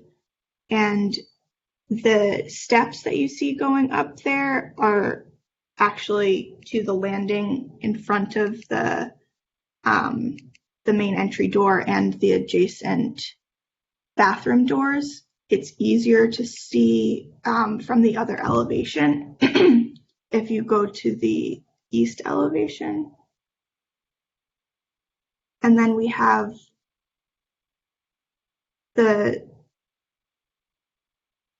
yes, you can see the steps that you were just seeing right there near the market. You see right here the profile of them, and they're leading up to the porch, or excuse me, the terrace level that's at the entry.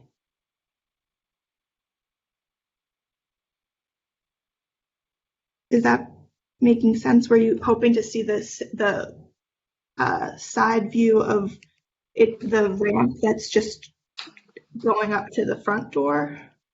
I was hoping to see that just because we see everything else in x-ray vision, and I was just struggling to sort of find that.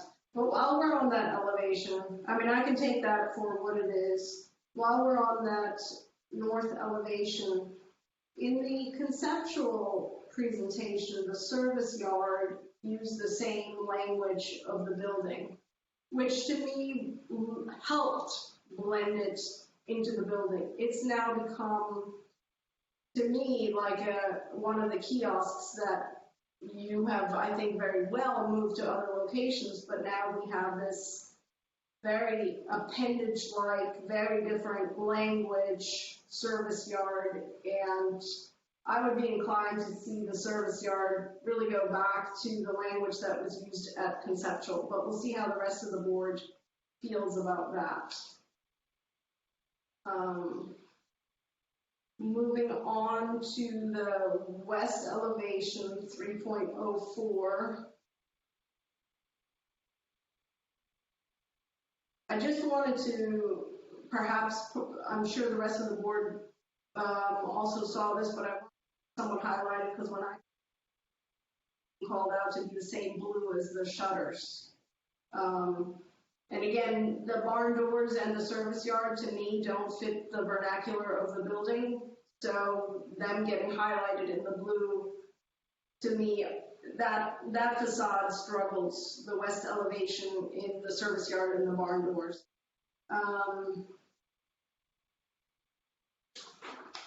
I wanted to just clarify, everything that's called out as painted is being proposed as the white sand. Is that correct? Yes, you have tabby and white sand trim. You can see though that there's very minimal locations. For example, on this elevation, there's just those 3 octagonal faces that are siding on the far left of this elevation. Everything else is tabby or essentially trim work because the whole facade is the doors and windows. Okay, so I guess my comment to that is I do think that it's become too monochromatic, Frequently you'll see that there'll be a differentiation between the brackets and the railing versus, let's say, the more primary structure. And I think that could also help solve the staff comment about the white sand potentially being too light, that you choose the white sand for, one set of components and the other one goes a shade darker, to allow details such as the, again, which one you pick there to me would be up to you, but to help create a little more differentiation in and hierarchy in the facade. I think that's a great comment, and I would agree that if we use the white sand for trim, it would look nice with the tabby, but then if the field areas of siding were a slightly darker shade, it would add some depth. I strongly agree. Great. Let's see here. Moving on to, I think the brackets in general, I struggled.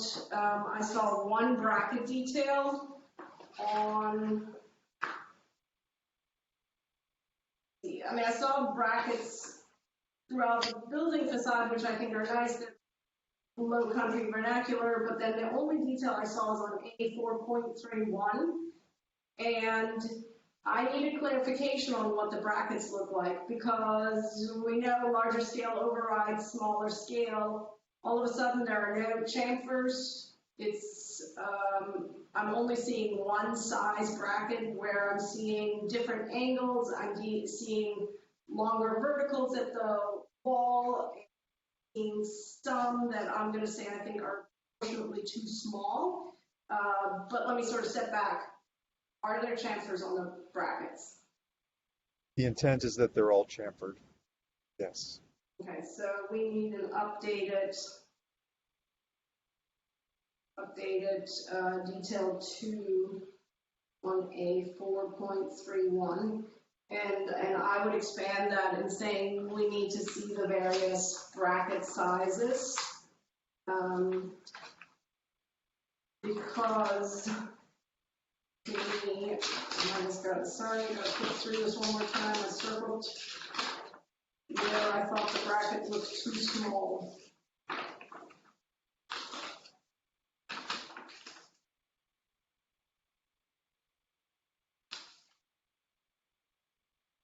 Matter of fact, it's on that A417 at the gable, that bracket, and also holding up the columns. Those brackets look too skinny in my eyes. I couldn't tell if they are in fact thinner than on the wall section drawing, but the proportions of those feel undersized to me. Yeah, I think especially in the color rendering, I think the color's having some effect to make them look more diminutive. The intent is that they're all, let's say, similarly scaled, and they're all relatively beefy. So we would be careful that these would also be at that. Yeah, we could certainly, summarize all of them and put them all sort of next to each other, so you could see the there are variations, but because of their particular position or use in the building. But the intent is that they all sort of have a similar heft. So we could illustrate that on a comparative sheet, show you the whole family. Well, I'm more, it's not so much that I need them relative to each other, because I appreciate and I think the brackets should be different sizes at different locations, for as they're arguing or, simulating to carry different things. Right. However, to me, I don't know what sizes they are. So it's just another example of me not knowing what really will end up in the field, because not sufficient. So that's why I was saying not only do we need an updated detail 2 on A431, we need the remaining bracket sizes, knowing where they are.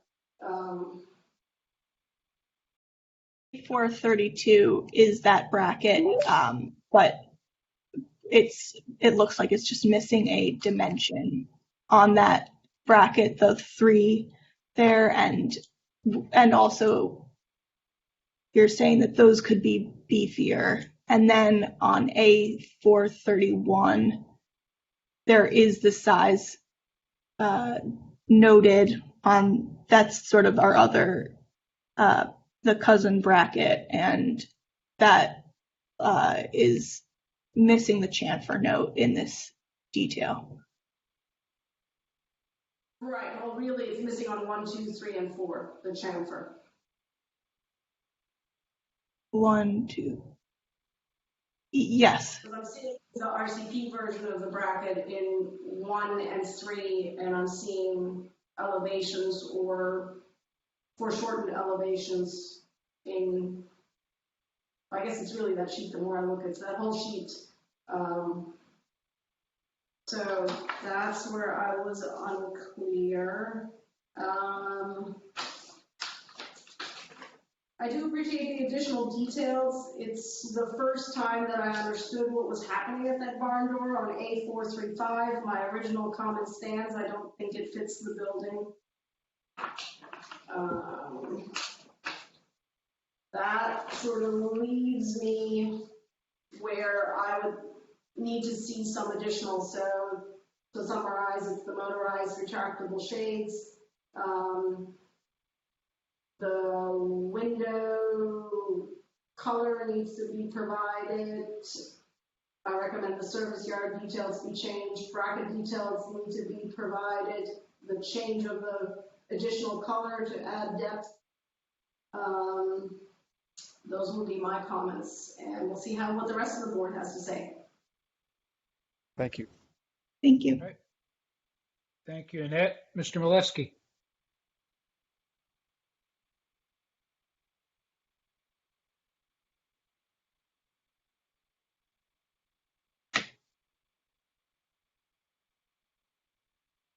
John? Mr. Molesky, it appears you're muted on your end. I'm here. I was just trying to find the unmute and the unvideo button there as I'm looking on my iPad at the details Annette was going over. I guess the simple comments are for the harbor master, and we could look at the particular elevation. It was I guess HM A3.01, the HVAC unit there. So that looks like something that particular elevation of the harbor master will be what somebody that's sitting on the deck looking out to the harbor, that's going to be their view of the harbor master then, is seeing where that exterior HVAC unit will be facing them. Yeah, that faces to the terrace. That's in particular sort of been identified as a place for performers to stand and use that as sort of a backdrop element. So there would be the best way to try to disguise that. Right. We looked at other facets of the building, which are more, more public. I think that because it's facing away from the public way, the public won't see it. The people on the deck, I think, are more focused on the musicians, hopefully, than the vent. Yeah, I get it's a necessary evil. I know what you mean. Right. You get air conditioning in there for the guys, and you don't want to mess up the pretty roof you have and all that kind of stuff. I was just curious how that was going to be. Right. Try to hide all that. The little single shutter on there. I mean, I could see it add some color, whatever, but to me, I kind of like the symmetry of not necessarily having that single shutter on that one elevation. For what that's worth, it's nothing that I'm going to deny approval over, but just wanted to kind of share my thoughts on that. Just a little simple one there. I kind of missed that the string lighting has gone away. I thought that would kind of feel nice in that area that you guys originally had it, but I understand. But my biggest thing that I'm going to throw out just all goes back to the west elevation of the main building.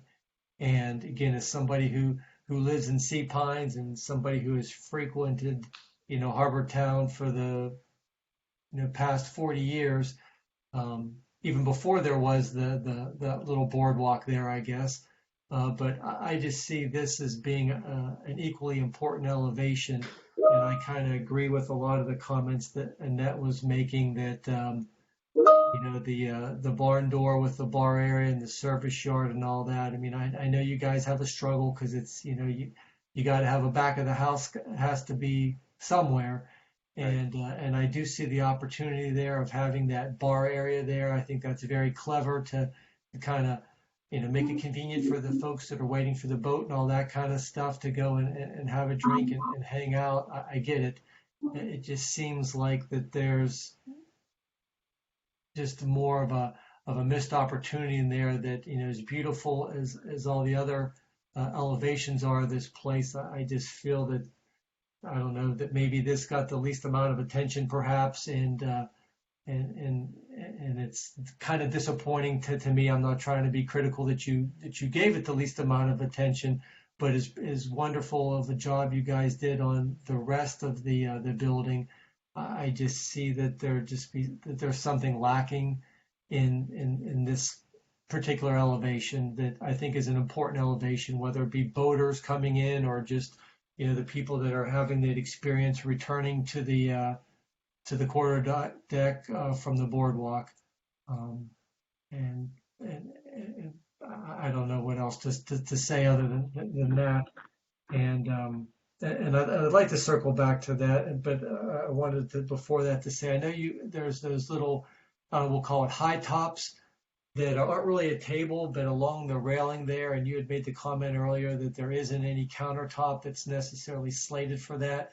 But when I was just there the other day, I can't help but think that, boy, if you have somebody standing along the area there overlooking the Calabogie Sound with their drink on that potential countertop, that there's just going to be plastic cups and napkins galore blowing into the water. So I don't know. Again, that's not necessarily your concern as an architect, but the folks that are representing sea pines and whatnot, that just seems like that's a big mess waiting to happen if you kind of. Totally understand, and I'm pointing at it with my mouse as if my mouse is no, I know. working for you to see, but absolutely do not disagree, and will convey the concern to the ownership. I don't think that we haven't had any concrete discussions about the use of that rail. That's really an interior designer putting some furniture out there and lining things up on the bar. So it's not intended. There's no intention to have that as part of the project right now, other than furniture out there. I appreciate your comment about the west facade of the building. I think we did look at it differently than the other elevations. I don't know if it was actually, if it may have gotten the most discussion. There's a lot going on. I think also it's not real clear in elevation because the middle of the plan really comes forward. There's a big octagonal shape. It's very three-dimensional, big wraparound bracketed porch that's going to be, I think, as strong as the other elevations are when you see it in 3D. And then the other part that we discussed internally was that this really is the working wharf pier part of the building. There's a lot going on with people coming to, on going on outings and fishing and hanging out and water sports, and it's really a little bit more of a rustic sort of mood over there. So we were consciously trying to, I guess, play off of that versus the Gulf view that's very symmetrical and big vista oriented, and the harbor front that's more all about balconies and porches overlooking the harbor. So it is different, but we tried to tailor it to the activity that's on that side of the building. Well, I definitely could appreciate the octagonal component of it up above, and I think all that looks great. It's more or less from that railing down, and again, I'll just throw out a couple things here. Maybe if the barn door component of it and the service yard screening, if those two elements were perhaps more relatable to one another, then that would maybe make that all kind of feel like it's one entity instead of, it almost feels like, okay, originally you had the beautiful octagon up above, and then down below it was just all tabby. And then someone said, "Oh, that's kind of blah and boring. I know. Let's add this little bar here." So then we added the barn doors on there, and then so we got this service yard over here. All right, so let's do something different over there. And again, I'm not trying to be hypercritical of it. I know you guys put a lot more thought into it than that, but perhaps I don't know if it's making the elevations of the barn door, height elevation of the barn door in the service yard, or the fact that the service yard maybe goes up so high and it looks like there's screening above it. Maybe tie in some of those elements, or you kind of get what I'm. Yeah, I appreciate the comments and understand them. So that's otherwise everything looks great. That's just my only little hang up on that underneath the porch area. Great. Thank you for all your work. Thank you. Okay, thank you. Hey, thank you, John. Ms. Foss. Okay. First of all, I have to say I am very thankful for Annette and Michael for bringing up all the architectural things that were missing from the last submittal, and to Judd and David for bringing up the landscaping issues. It all looks so much better. I mean, even just looking at the landscape thing, you can see the masses there that weren't there before, and the pots, and I appreciate that. I think Annette, I agreed with staff comments that the white sand, even though I know it's not white, is too white-ish. And I thought Annette brought up a good idea, is to make the trim the white sand and then go a little bit darker with the siding that's not stucco. I think that'll just bring it up there. I think the sample that we saw on the canvas was just white. That's all I'm going to say about it, and it was too white. And so I would not be able to approve that. But I'm going to come back to what John was talking about and Annette talked about with the barn door. I really like what you did on that west elevation. That's a different scale that brings in a different clientele. It's not the people who are eating at the quarterdeck. They're coming off those cruises. They're coming off wherever they're coming from, or they're just coming back from taking a walk out on the deck. And that the scale of that thing brings it just to them. It's not about the rest of the building, and I appreciate it. I think it's a great design idea. Annette did bring up the service yard. I agree if you could go take it back a notch or two, because that is taking away from that nice little reprieve we have.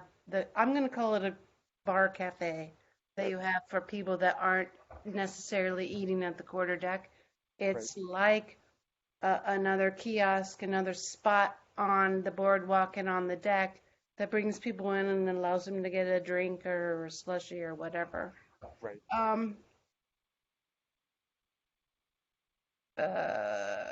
I am also a little disappointed about the string lights, but I understand why just don't deal with it. And that's all my comments. Thank you. Thank you. Thank you, Kathy. Ms. Rimke.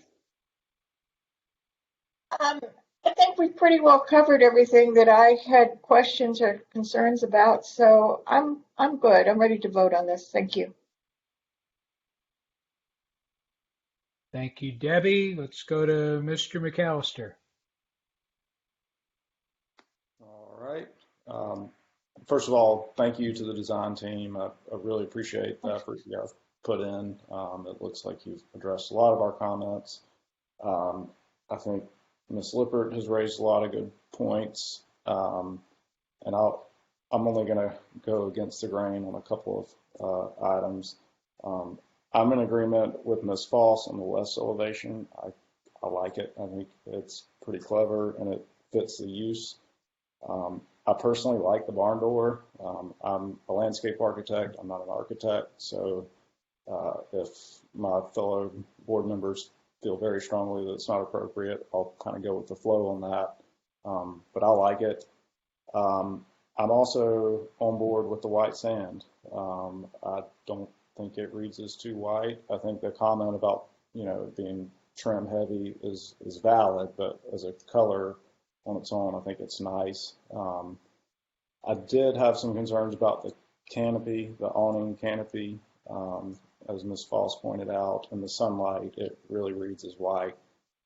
Especially next to the white sand, to me, the awning is much whiter.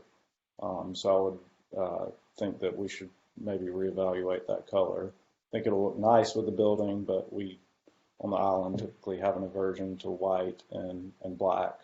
And to that point, I did notice on some of the rails and handrails were called out as black.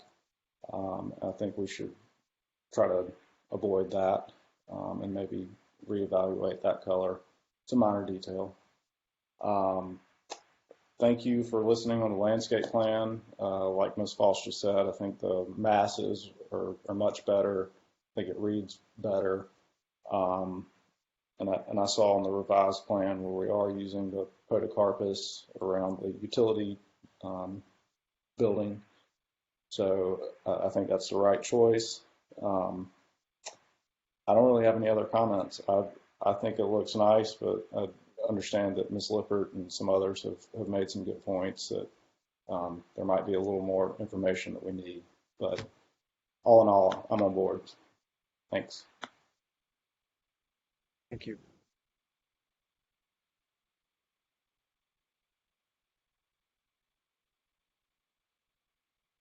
Sorry, couldn't find my microphone button. Thank you, David. Mr. Karstens. I will try to be as efficient as I possibly can. First and foremost, just since David had brought it up, I'm on board also as far as a lot of the comments on the color boards. When he mentions the railing, that might be the opportunity to use a dark bronze color versus black, knowing that the black has been hit on a number of times today. The brick veneer, nothing's been called out color-wise associated with that. I know at the clubhouse and at the beach club, it looks as though they might have gone with a Savannah gray or something similar product, something in the lighter tones of brick maybe. That's more of a vernacular here. I did notice that all of the pressure treated pine is slated to be weathered naturally. The Caboni, hopefully I'm pronouncing that right. I'm used to Ipe and such. With the Caboni wood product, what color does that age to, or how's the thought on that as Bill David? It's a similar thing to Ipe or teak, where it weathers, but it holds its shape. It doesn't disintegrate like the others. And about the brick, the intent is to use the Savannah gray. I thought that was in the submittal somewhere, but that is the intent on the brick. It was on the board. Okay, great. The Savannah gray Okay, was my on bad. the board. Sorry. And I appreciate your comment about the handrails and going warmer with it, with like a bronze or painted brown or something.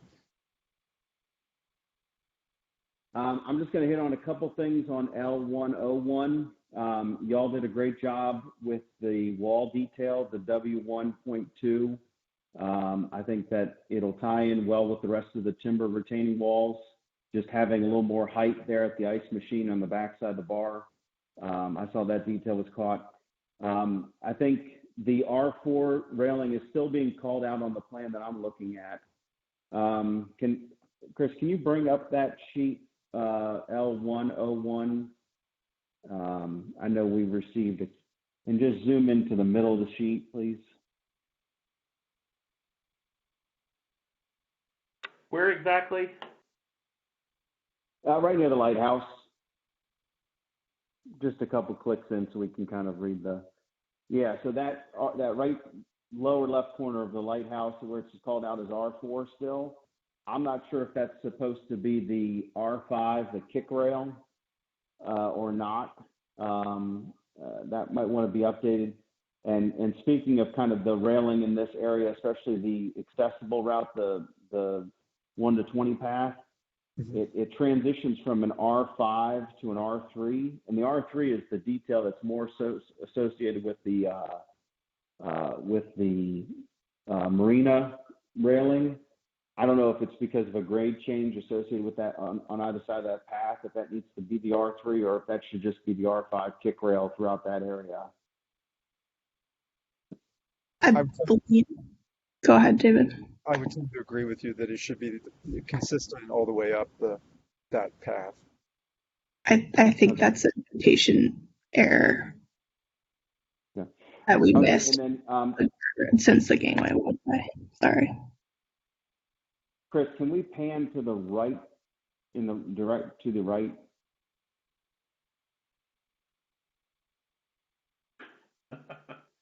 Yeah, maybe. Yeah, maybe. Here?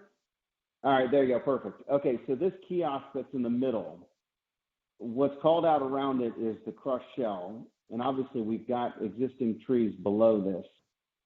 I'm wondering, and I see steps indicated down to where the tree is, knowing that the boardwalk coming up from the harbor is elevated.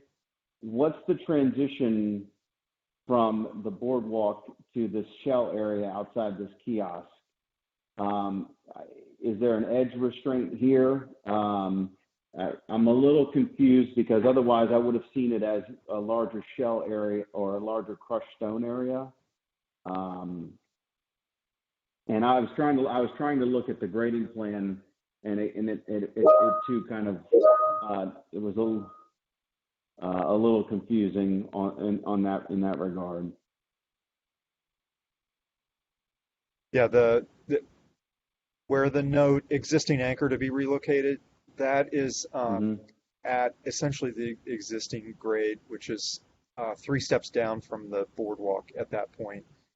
And then where the kiosk is, that's a more naturally sloped path that would have an edge transition of no more than 18 inches between the lower seating area and the kiosk area. Okay. So just to be clear, there's an 18-inch drop along this line? Yes. Isabel, is that your understanding? That is, I'm trying to pull up the grading plan to make sure that I'm referencing it correctly. So with that, I would guess that lower edge might receive that W1 wall treatment, or Yes. just making sure that it. So okay. You could sit there. Yeah. I mean, that kiosk is going to host the pirate cruises, so there'll be, And then I know y'all have some bollards around. You have some wood post bollards around there with lights. So I know that there is some vertical element also associated in that area. Right. Okay, that's it for that sheet. Since we're talking about lighting, I understand no more string lights, but I think that the post lights will help carry the day when it comes to connecting the harbor to the pier. I'm with the rest of the group. I said I was hoping that was going to work out, and maybe there's the potential once the dining gets established that can kind of maybe be reintroduced in some capacity, maybe with approval. Right. This VA fixtures that are associated with the building on the LD 100 sheet. I don't know where that falls in the set. There's all of the fixtures I was able to find cut sheets for, except for the VA, and they're pretty much 2 fixtures associated with the barn door, and then 2 fixtures on this western facade. And I was just wondering. I know that there's some of the light fixtures associated with the building aren't being called out quite. What sheet were you referencing? LD 100. It was at the end of the lighting.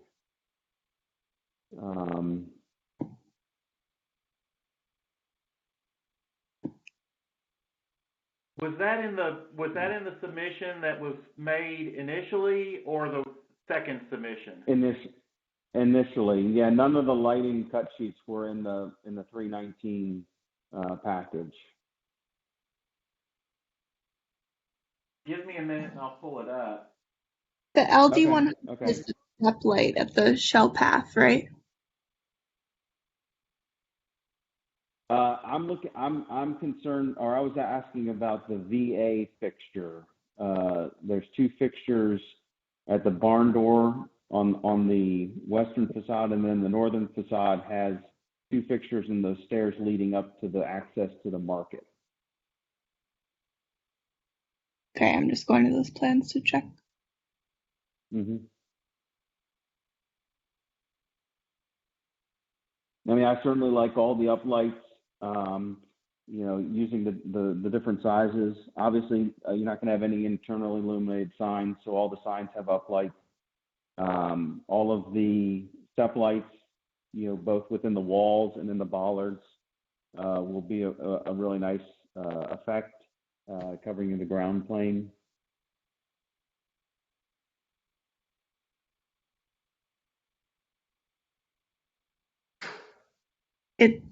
My Adobe's also crapping out on me. I'm trying to find that VAR2. I think that there is a cut sheet for it. Okay.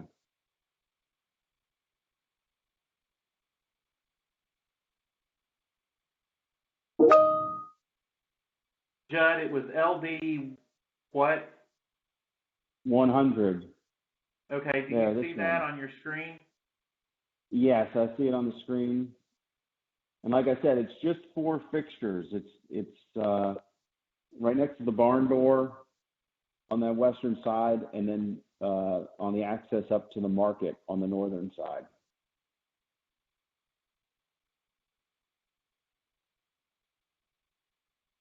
Yeah. Yeah, I'm not necessarily seeing them show up in elevation, so that's the only. If that's something that we can review once afterwards, that's fine. I understand that it wasn't necessarily in the package. I just saw it called out.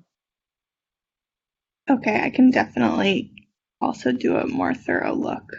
Okay, we'll just we'll just need clarification on that.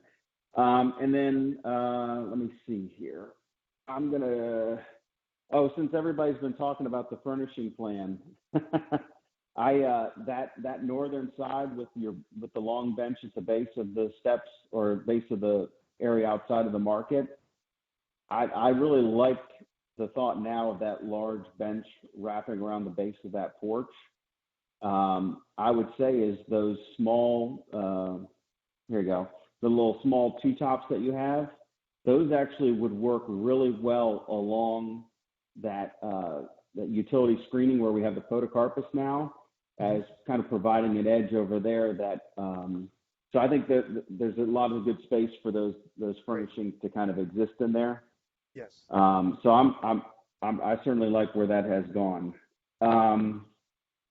So yes, the last thing I have is the L501, the planting plan. And I appreciate taking out the yucca. I think it works, but it's best off just to kind of avoid that with as many people and kids and everything that want to get close to the trees.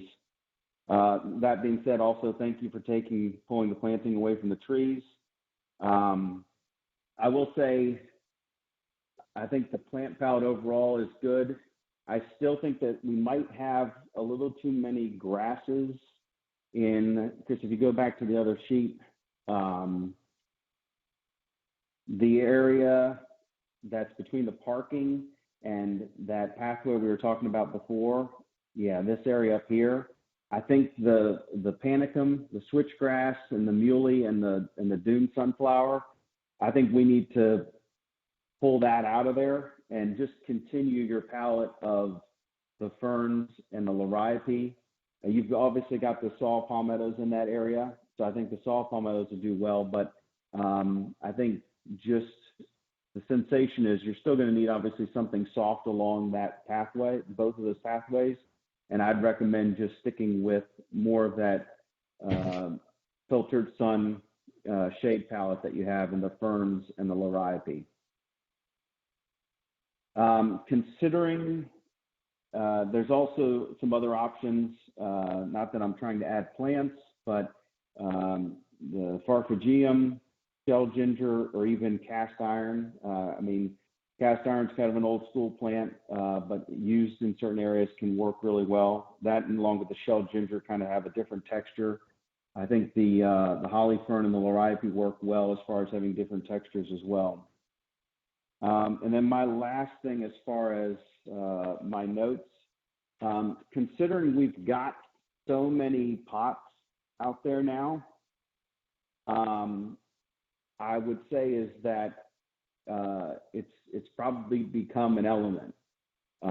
So I'd recommend when you get into your furnishings, the pots obviously are a preponderance. A lot of folks are now using tabby concrete pots, which would go well with some of the other treatments. Obviously, the wood boxes would be a nice treatment, but I would say is take care to make selections, considering they've become an element that is helping to ground the building on a lot of edges. Absolutely. Appreciate it. And I think that is it for me. Yes. Okay. Lots of good comments. Thank you. Yeah, thank you. Thank you, Judd. All right. Yep. There's a lot of comments. Yeah, I seem to lean more with Miss Foss and Mr. McAllister and others on the west elevation. I think the west elevation's fine.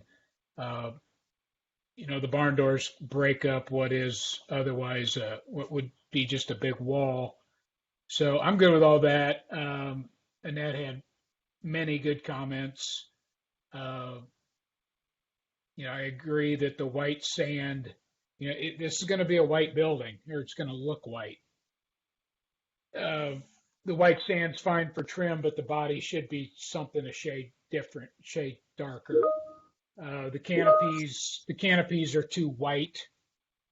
And what else was there on my list? But generally, I'm in agreement with what everyone else has said. So, maybe there's a way we can get through with a condition, an approval with conditions. You guys want to get your foundations going and all that good stuff. So some of the details I think could be cleaned up. Anyone want to take a second round? Does anybody need a second round? Chris, you included? I'm good, thank you. I guess two of us are kind of feeling that the barn door and service yard are too out of place, and hearing the other comments, I guess I kind of want to throw it out and ask, should the barn door and the service yard, like it was suggested, become more similar, that at least we have one more? Or is it being like the fact that those are two yet separate elements? I could get a second feel from people on that. Anyone? Yeah, I mean, the service yard it looks like a little bump on the plan. It would be preferable if it wasn't there at all, but if there's a place for it, I think that is the place for it. The detailing on it was a little blank. I do agree with that. And maybe the two could relate more. I'm trying to pull that up on my. I mean, I keep wondering if that service yard really needs to be rectangular, or if we can pick up on one of the facets of the building just to not feel like such an appendage. Yeah. Well, do we have a good plan that shows what's in there? What's in the service yard anywhere? Isabella, do we have an equipment plan? Yeah, if you, I think it's lagging.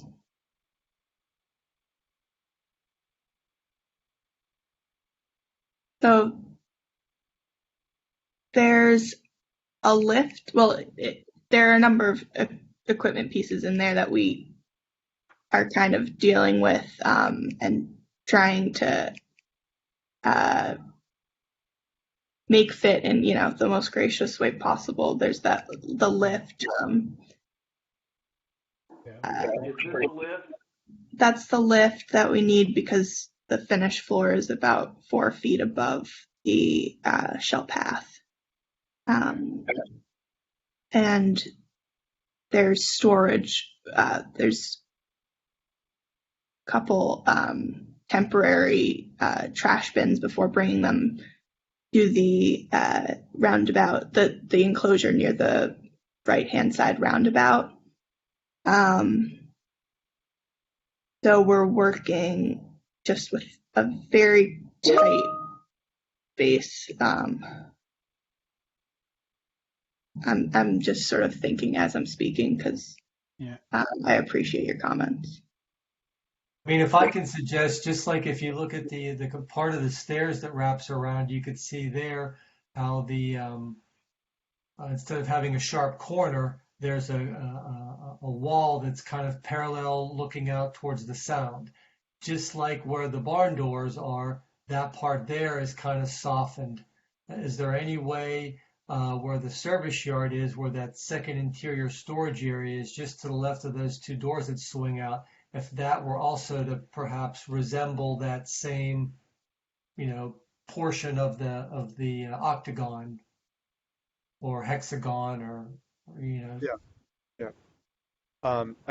I think that we could entertain a study of that area to do two things. One that I'm hearing, one is to soften that sort of forward corner of the service yard, and secondly, to have the the fence treatment relate in some specific way to the barn doors instead of looking like different elements. Hopefully that would be a detail that we could come back after approval and clarify any sort of exception that you take with the approval.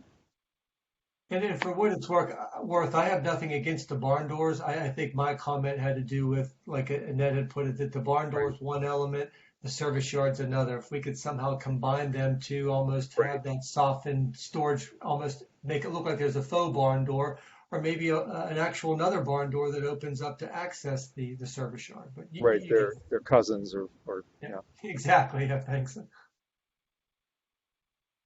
Okay, yeah, if are they the same height?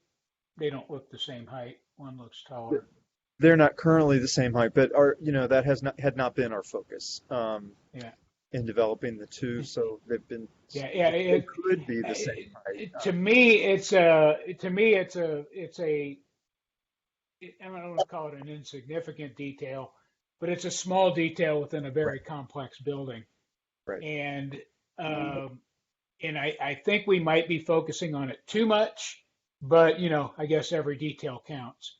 So if you could work up a detail like say the trim on the barn door, around the barn door has a little cap on it, but the service yard doesn't have a cap. It all looks very thin, I guess.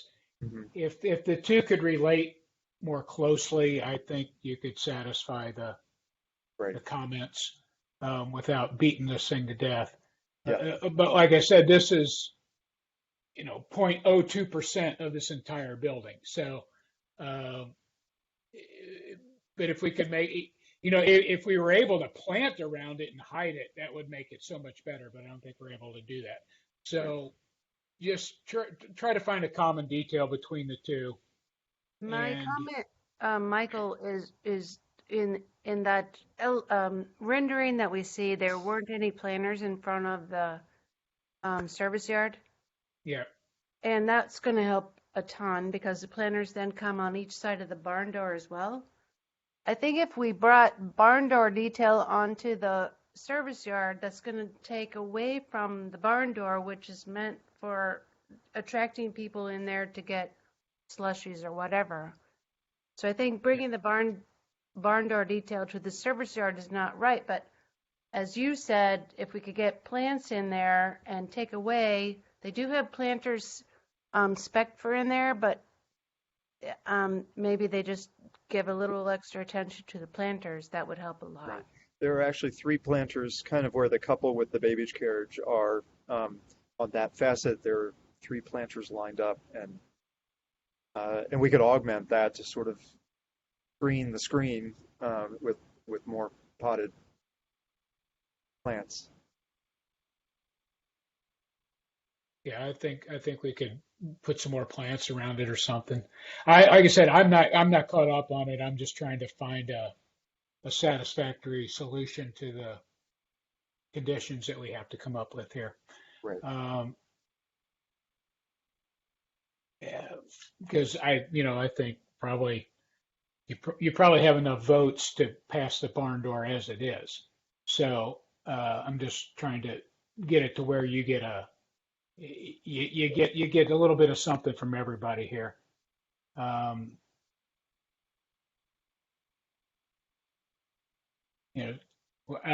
Again, Kathy, what were you saying? You don't think the barn doors in that need to match? I don't think putting a fake barn door detail on the service yard would work. I think it would call too much attention to the service yard. Instead, we should detract from it with planters. Yeah, I'm fine with that. What do you think of, let's say, just the detail of the header over the barn door reappearing on the service yard? I mean, we're not talking about a one-to-one, but at least some of the details tying it together. Do you feel like that would not work? Can we see that elevation again, Chris? Do you want the graphic or just the elevation? I think it's A416 maybe. Oh, I'm sorry. It's not what's on your screen now? No, that one's a little tiny. Like if you can get A14 and A415 and A416 on your sheet at the same time. Now can you? So there's and then the barn door is right above that one.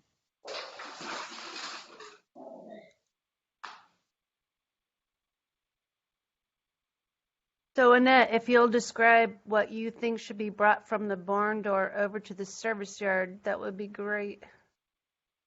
Yeah, there's sort of a almost cornice-like trim element over the barn door.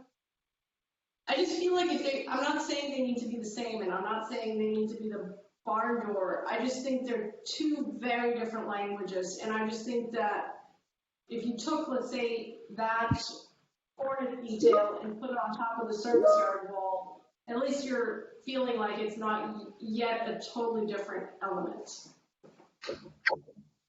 I like that idea. I think we can make that work. Yeah.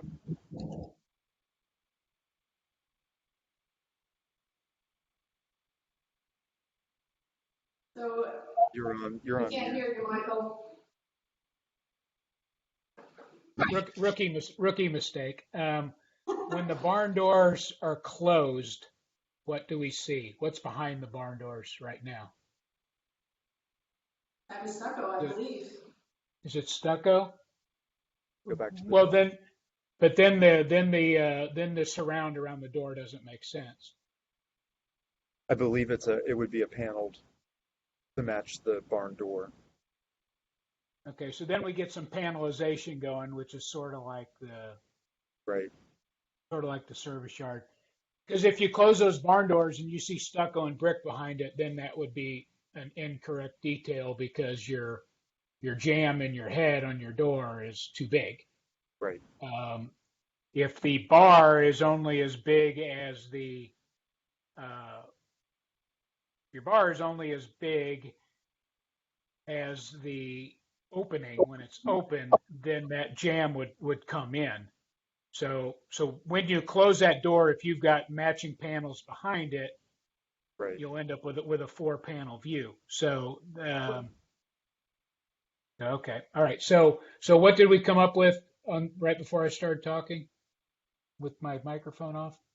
I think Did we're Kathy? at the cornice detail coming onto the service yard.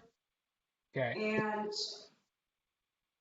as you just said, confirming that when the barn doors are closed, that there's a panel behind them. Okay. So it becomes a 4-panel when it's closed. Okay. All right. So maybe we can close that one up. Corner on the service yard. Cornice, not corner. Cornice. Service yard. Panel. Behind the bar. Okay. Anybody else with anything else? Second round. All right. Okay, so Annette, you had the most comments, and then Judd had the most with things regarding more of the horizontals. So yeah, so let's try to come up with the conditions. And then if something you think needs to come back, I don't want to throw a lot of this on staff, particularly like your bracket comment. If you want to see the brackets and, the 3 or 4 other details that you wanted to see, would you be willing to look at those? Yes. Okay. All right. Judd, same with you. All right. So let's turn it over to a joint,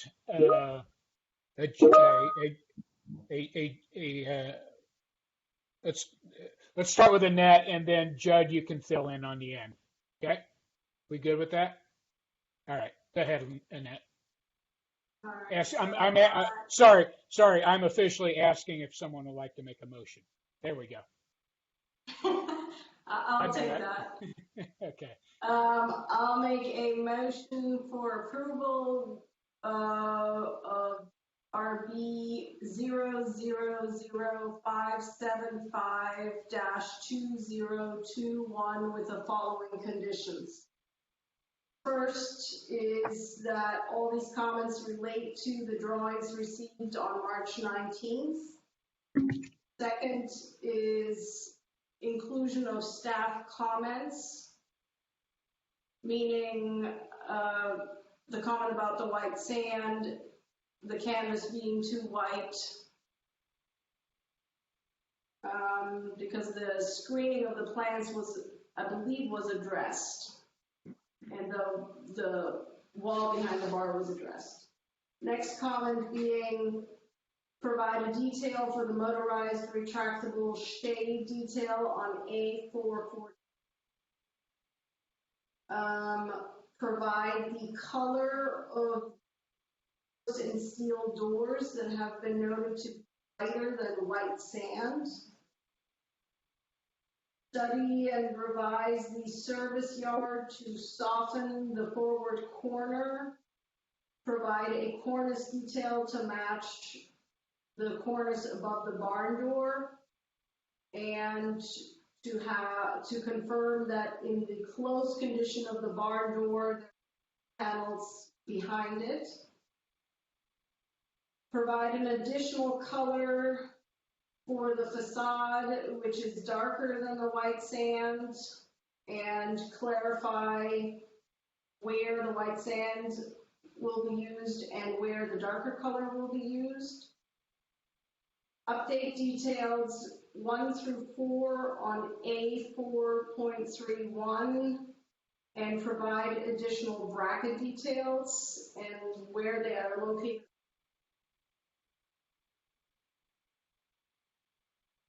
The canvas color is too white and shall be revised.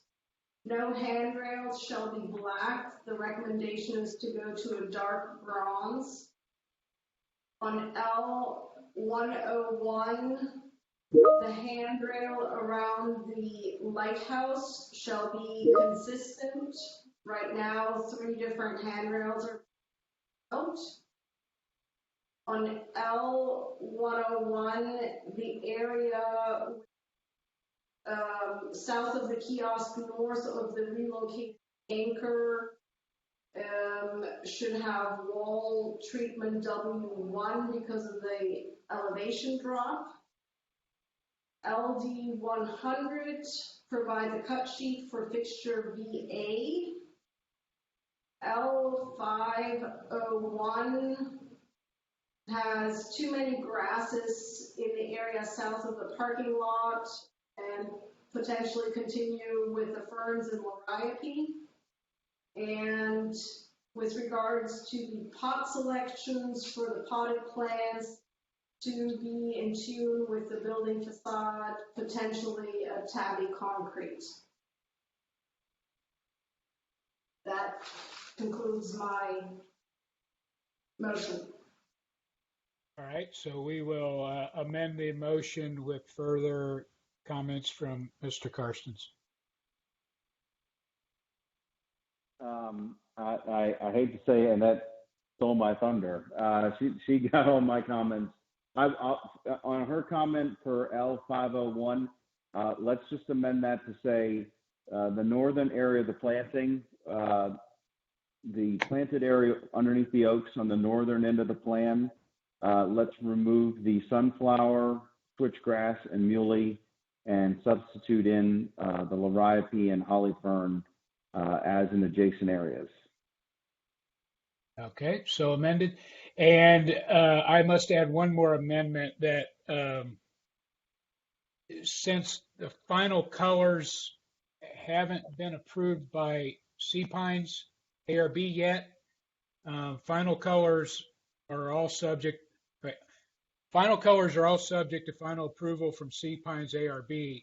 Any changes of the color scheme during the Sea Pines ARB review and approval process are subject to final DRB approval, final Hilton Head Design Review Board review. Absolutely. Also. Okay. That makes complete sense. Yep. Okay. Did I get that right, Chris? Yes, sir. Just to clarify that if any colors change from what's approved here with the Sea Pines ARB, then you're going to have to come back to DRB. Okay. Okay. Hopefully that mishmash of what I said covered it. So, any follow-up to the motion? I need to make a follow-up to the motion to amend it to say that the additional requested details and changes shall be reviewed by staff and 1 landscape architect and 1 architect board member. Thank you for that. All right. Any further comment on the motion? All right. Do we have a second? I'll second.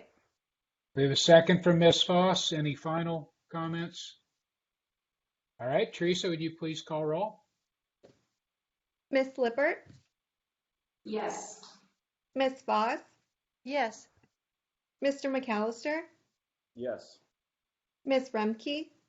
Yes. Mr. Molesky? Yes. Mr. Karstens? Yes. Mr. Genteman? Yes. So passes unanimously. All right. Congratulations. Look forward to this thing getting going. Thank Thank you. you, Isabella. Appreciate it. All right. Isabella and David, thanks. Thank you. Bye-bye. All right. Bye. So we will move on to board business. Is there any board business? Anyone? Agenda here. Any board business? See any hands? All right. We will move on to staff report. Chris? Minor corridor report. 46 Greenwood. There was an enclosure that's the gates to Sea Pines. They enclosed the kiosk at the gatehouse. So that was done as a minor corridor. 112 Arrow Road, they enlarged the deck it replaced and enlarged an existing deck. That was approved. And 299 William Hilton Parkway, there was an awning added over an entry door. For reference, that's the auto repair place there between the hotel and the propane gas business. That concludes staff's report. All right, thank you. All right, so I know I'm supposed to. With no further business before the board, we are adjourned. Thanks, everybody. Thank you. Thank you. Bye. Thank you.